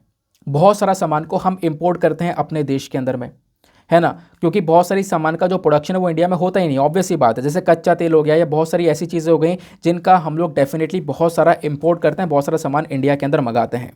और हमने ये देखा जैसे जैसे जियोपॉलिटिक्स क्रिएट हुआ, रशिया यूक्रेन का वॉर हुआ, दुनिया भर में कच्चे तेल के दाम बढ़ गए, बहुत सारे प्राइसेस के दाम बढ़ गए, जिसकी वजह से भारत को और ज़्यादा प्रॉब्लम फेस करनी पड़ी, ज़्यादा पैसा हम लोग को पे करना पड़ा। तो ये कहीं ना कहीं प्रॉब्लम्स आ रही हैं फ्री ट्रेड एग्रीमेंट के अंदर, ये आपने यहाँ पर समझा। अब बात करते हैं, राइटर ने मेंशन किया कि आखिरकार आगे का क्या रास्ता हो सकता है, यानी कि what should be the way forward. इसका एक कंक्लूजन क्या हो सकता है। कंक्लूजन यहाँ पर यह है कि जो कि बहुत अच्छे कंक्लूजन है, आप भी यहाँ पर इसको इंटरव्यू के एस्पेक्ट से भी ध्यान में रख सकते हो।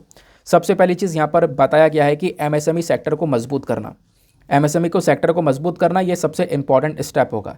यानी कि जो आपके छोटे छोटे बिजनेसेस हैं, है ना, तो लगभग यहाँ पे छोटे छोटे बिजनेसेस जो हैं, एंटरप्राइजेस हैं, माइक्रो स्मॉल मीडियम एंटरप्राइजेस, इनका एक बहुत बड़ा रोल है। ये कहीं ना कहीं इंडिया की जीडीपी के अंदर 29% का कंट्रीब्यूशन देते हैं, और भारत का जो इंटरनेशनल व्यापार है उसमें 40% का कंट्रीब्यूशन देते हैं। तो एमएसएमई जो है बहुत इंपॉर्टेंट प्लेयर्स हैं डेफिनेटली।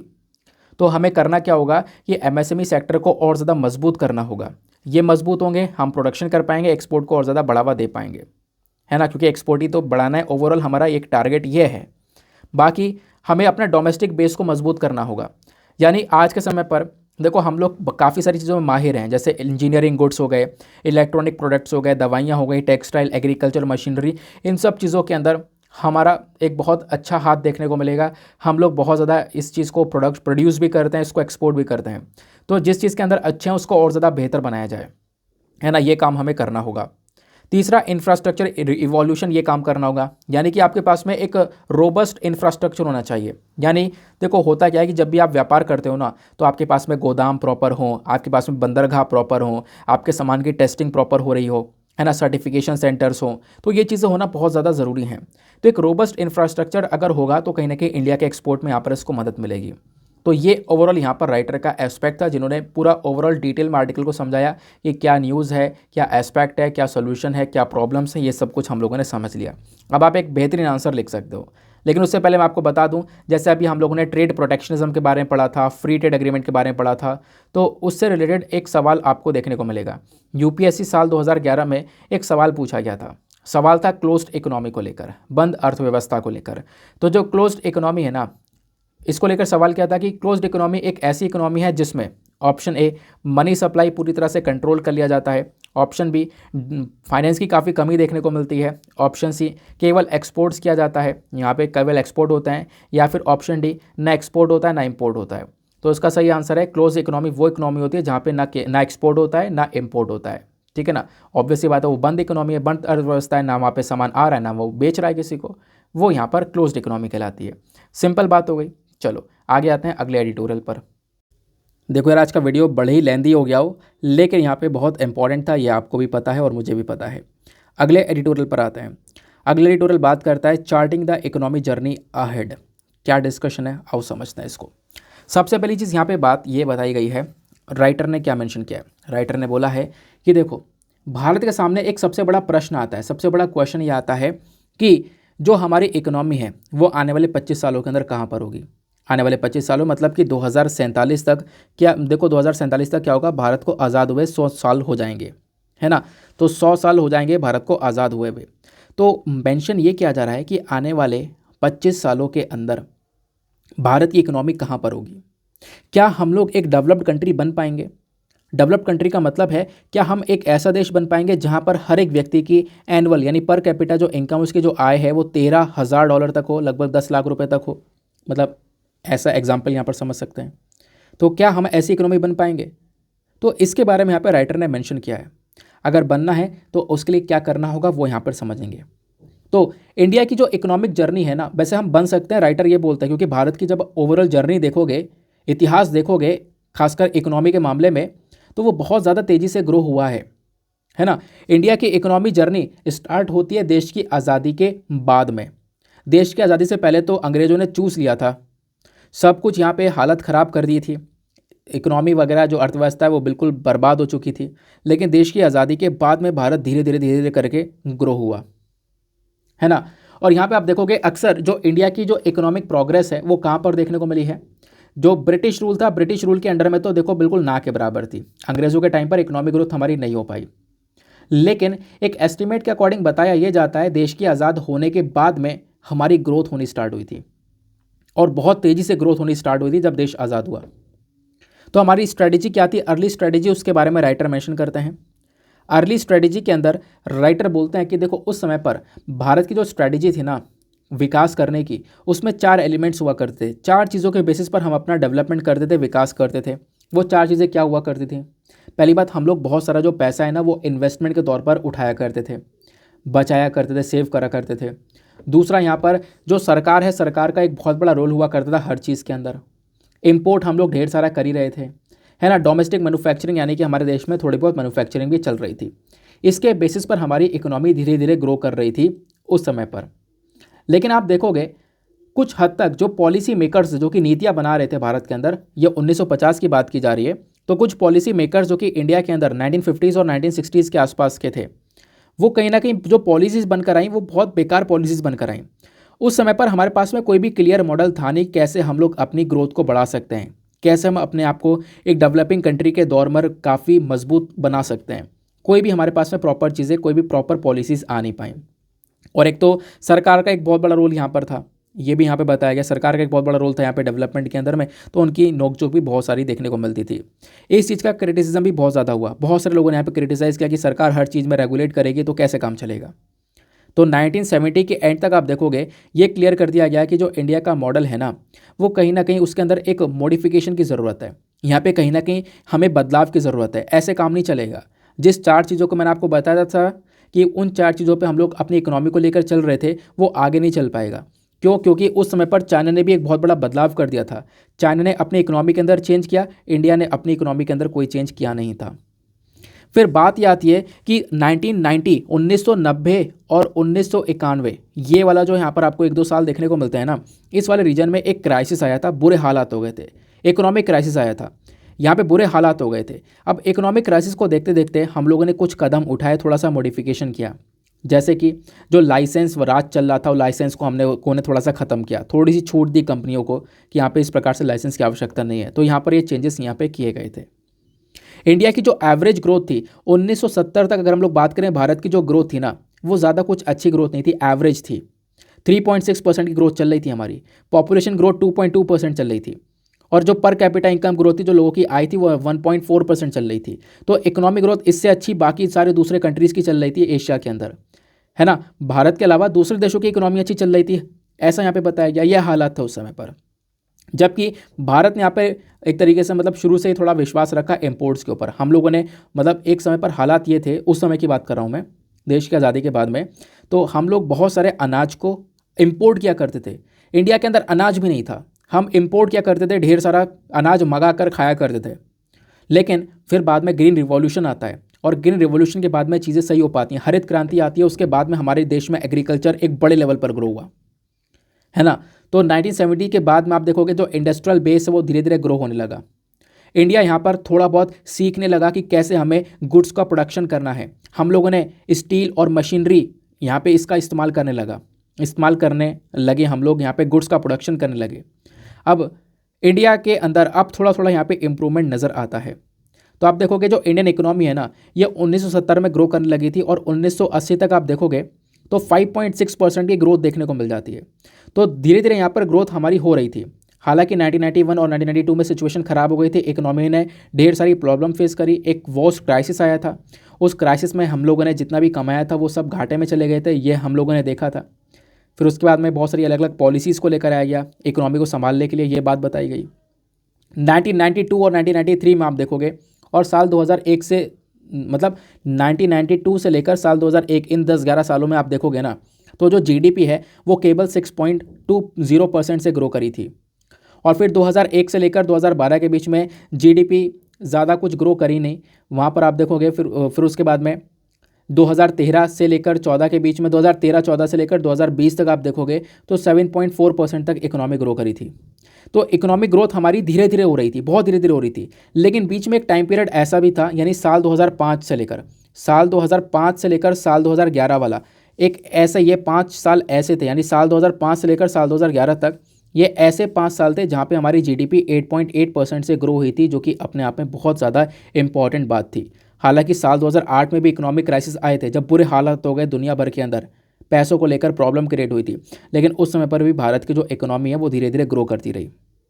तो हमारा जो सेविंग रेट है वो इम्प्रूव हुआ था, बीच में इम्प्रूव हो गया था। लेकिन मतलब वही बताया गया कि साल 2005 से लेकर 10 के बीच में इकोनॉमी अच्छी हो गई थी। लेकिन साल 2011 के बाद तो क्या हुआ, जैसे नज़र ही लग गई। साल 2011 के बाद में ग्रोथ स्टोरी हमारी बेकार हो गई। साल 2011 के 11-12 के बाद से आज तक यही प्रॉब्लम हम फेस कर रहे हैं कि जो हमारी इकोनॉमी है वो 3% 2% ऐसे ग्रो कर रही है, ज़्यादा कोई इम्पैक्ट पड़ नहीं रहा है। एक ही समय था साल 2005 से है जब यहाँ पर इकोनॉमी काफ़ी बेहतरीन तरीके से ग्रो हुई थी, ठीक है ना। बाकी आप देखोगे आज के समय पर तो प्रॉब्लम इतनी ज़्यादा बढ़ चुकी हैं, हालात इतने ज़्यादा ख़राब हो चुके हैं कि इकोनॉमी के साथ साथ जो इन्फ्लेशन है, महंगाई, वो बहुत ज़्यादा स्तर पर है, बहुत ज़्यादा बड़े स्तर पर है भारत के अंदर। कैसे? तो कोरोना के बाद में आप देखोगे रशिया यूक्रेन का वॉर स्टार्ट हुआ। कोरोना के बाद में रशिया यूक्रेन का जो ये वॉर था ना, इसकी वजह से हुआ यहाँ पर ये कि इंडिया का जो डेवलपमेंट था वो प्रॉपरली हो नहीं पाया। आप देखोगे भारत ने लगभग जो मतलब जितनी भी अपनी ग्रोथ अचीव करी थी, कोरोना के बाद में धीरे धीरे थोड़ा सा सही होना स्टार्ट हो गए थे, लेकिन इस रशिया यूक्रेन वॉर की वजह से वो सब कुछ बेकार हो गया। जो महंगाई है ना वो बहुत ज़्यादा उच्च लेवल पर चली गई। क्यों? क्योंकि देखो बहुत सारा कच्चा तेल रशिया से हम ले रहे थे, बहुत सारा और भी सामान हम लोग परचेज़ कर रहे थे, तो इंटरनेशनल लेवल पर वो सामान आया ही नहीं इस रशिया यूक्रेन वॉर की वजह से, जिसकी वजह से हमको महंगाई का जो सामना है वो करना पड़ा। तो ये हालात आज के समय पर देखने को मिल रहे हैं। तो राइटर ये बोलते हैं कि इंडिया को क्या करना चाहिए। इंडिया को ज़रूरत है नई टेक्नोलॉजीज़ को एब्जॉर्ब करने की, नई टेक्नोलॉजीज़ को अपनाने की। भारत को ज़रूरत है अपना एक्सपोर्ट सेक्टर मजबूत करने की। क्योंकि हमारी यही कमज़ोरी है कि हम ज़्यादातर इंपोर्ट कर रहे हैं। अगर हम लोग एक्सपोर्ट सेक्टर के अंदर मजबूत हो जाते हैं तो अपने आप में कहीं ना कहीं एक बहुत बड़ी पकड़ बन जाएगी। तो भारत को ज़रूरत है कि हमारा जो एक्सपोर्ट सेक्टर है वो थोड़ा सा ज़्यादा मजबूत हो जाए। At the same time India को ज़रूरत है अपनी मैन्युफैक्चरिंग सेक्टर को बढ़ाने की। राइटर ने 3 पॉइंट्स बताएं कि 3 पॉइंट में काम खत्म। हम अपनी इकोनॉमी को कैसे ग्रो कर सकते हैं? नंबर 1 पॉइंट, एक्सपोर्ट सेक्टर को आपको मजबूत करना होगा। नंबर 2 पॉइंट, मैन्युफैक्चरिंग सेक्टर के ऊपर आपको काम करना होगा। नंबर 3 पॉइंट, आपको इन्वेस्टमेंट इंक्रीज करना होगा। ठीक है ना, इन्वेस्टमेंट करे बिना काम नहीं होने वाला। तो ये जो रेस लगी हुई है ग्लोबलाइजेशन की, इसमें इंडिया भी ग्रो कर सकता है और ज़्यादा आगे बढ़ सकता है। बट हमें करना क्या होगा? अपनी डिपेंडेंसी कुछ देशों के ऊपर से कम करनी होगी। फॉर एग्जाम्पल, कच्चे तेल की डिपेंडेंसी आज के समय पर बहुत सारे देशों के ऊपर बनी हुई है। भारत कमज़ोर हो जाएगा इस मामले में जब कच्चे तेल की बात आती है या चिप्स की बात आती है। चिप्स मतलब आलू चिप्स की बात नहीं की जा रही है, सेमीकंडक्टर चिप्स की बात की जा रही है। सेमीकंडक्टर चिप के मामले में भी इंडिया बहुत पीछे है, कच्चे तेल के मामले में भी बहुत पीछे है। ये दोनों ही चीज़ें ऐसी चीज़ें हैं जिनकी सबसे ज़्यादा रिक्वायरमेंट है आज के समय पर दुनिया भर के अंदर, और इंडिया के अंदर इन्हीं दोनों चीज़ों का प्रोडक्शन नहीं होता है। तो कहीं ना कहीं हम दूसरे देश के ऊपर डिपेंडेंट हैं, निर्भर हैं। तो यहाँ पे हम लोग को क्या करना पड़ेगा? एक बदलाव करना पड़ेगा। यहाँ पे हमें मजबूत होना पड़ेगा। मजबूत नहीं हो सकते तो इसका एक ऑल्टरनेटिव लेकर आ सकते हैं। तो ये काम करके हम इकोनॉमी को अपनी ग्रो कर सकते हैं। तो वो बात यहाँ पे राइटर ने मेंशन कर रखी है। आई होप आपको यहाँ पे अच्छे से क्लैरिटी मिल चुकी है। तो ये था पूरा का पूरा एडिटोरियल। अब ये जो आखिरी एडिटोरियल है ना, ये मैं आपके साथ में कल डिस्कस करूँगा। क्यों? क्योंकि ऑलरेडी वीडियो 1 घंटा 35 मिनट का हो चुका है। मैंने इमेजिन नहीं किया था इतना बड़ा हो जाएगा। हालांकि अभी भी कुछ ऐसे आर्टिकल जो कि अलग सोर्सेज से मैंने लिए थे, फिर मैंने सोचा कि कल ही डिस्कस कर लेंगे, डोंट वरी। मतलब अब वीडियो ऐसा हो गया है कि आपको काम का कंटेंट मिलेगा, सब कुछ पढ़ाई का मिलेगा, और सबसे इम्पॉर्टेंट चीज़, आपको ढेर सारी ऐसी इन्फॉर्मेशन मिलेगी जो कि एग्ज़ाम के लिए, साथ ही साथ में प्रीवियस ईयर क्वेश्चन आप सॉल्व कर रहे होंगे। और कल आपका टेस्ट रहने वाला है, तो कल वीडियो के अंदर ही मैं आपको बताऊंगा टेस्ट कैसे रहेगा। ठीक है ना? तो कल के लिए भी तैयार रहना, वीडियो को अच्छे से सुन लेना। तो आज के तारीख के सारे करंट अफेयर आपके तैयार हो गए हैं, डोंट वरी। एक एडिटोरियल रह गया है, अगर मैं उसको भी रिकॉर्ड करता हूं तो यहाँ पर 1 घंटा 45 मिनट से ऊपर हो जाएगा। तो डोंट वरी, परेशान ना होना, कल वाले दिन उस एडिटोरियल को मैं कवर कर दूंगा। नहीं, कल के दिन ही कवर कर लिया जाएगा, निपटा दिया जाएगा। बाकी हम लोग प्रीलिम्स के सवाल को देख लेते हैं। तो साल 2018 का यहाँ पर ये सवाल था, consider the following statements. 2 statement यहाँ पर दिए गए हैं। आधार कार्ड को हम लोग क्या सिटीजनशिप के प्रूफ की तरह इस्तेमाल कर सकते हैं। दूसरा स्टेटमेंट, आधार नंबर जो है इसको डीएक्टिवेट नहीं किया जा सकता। तो दोनों स्टेटमेंट गलत हैं। ठीक है ना? तो इसमें से कौन सा सही है? कोई सा सही नहीं है, दोनों गलत है, नीदर वन नर टू। ठीक है ना? क्योंकि आप देखोगे तो बिल्कुल नंबर को डीएक्टिवेट किया जा सकता है। और दूसरी बात, यहाँ पे आधार कार्ड जो है वो आपके सिटीजनशिप का प्रूफ नहीं है, आपके नागरिकता का प्रूफ नहीं है। आधार कार्ड सभी लोग को यहाँ पर मिल जाता है। ठीक है ना? ये बात यहाँ पे ध्यान में रखनी है। तो ये था आज का हमारा ओवरऑल डिस्कशन। नाउ इसी के साथ में करते हैं हम लोग अपने लेक्चर को समाप्त, और मिलते हैं आप लोगों से अगले वीडियो में। आज के लिए bye bye, have a nice day, thank you एंड जय हिंद।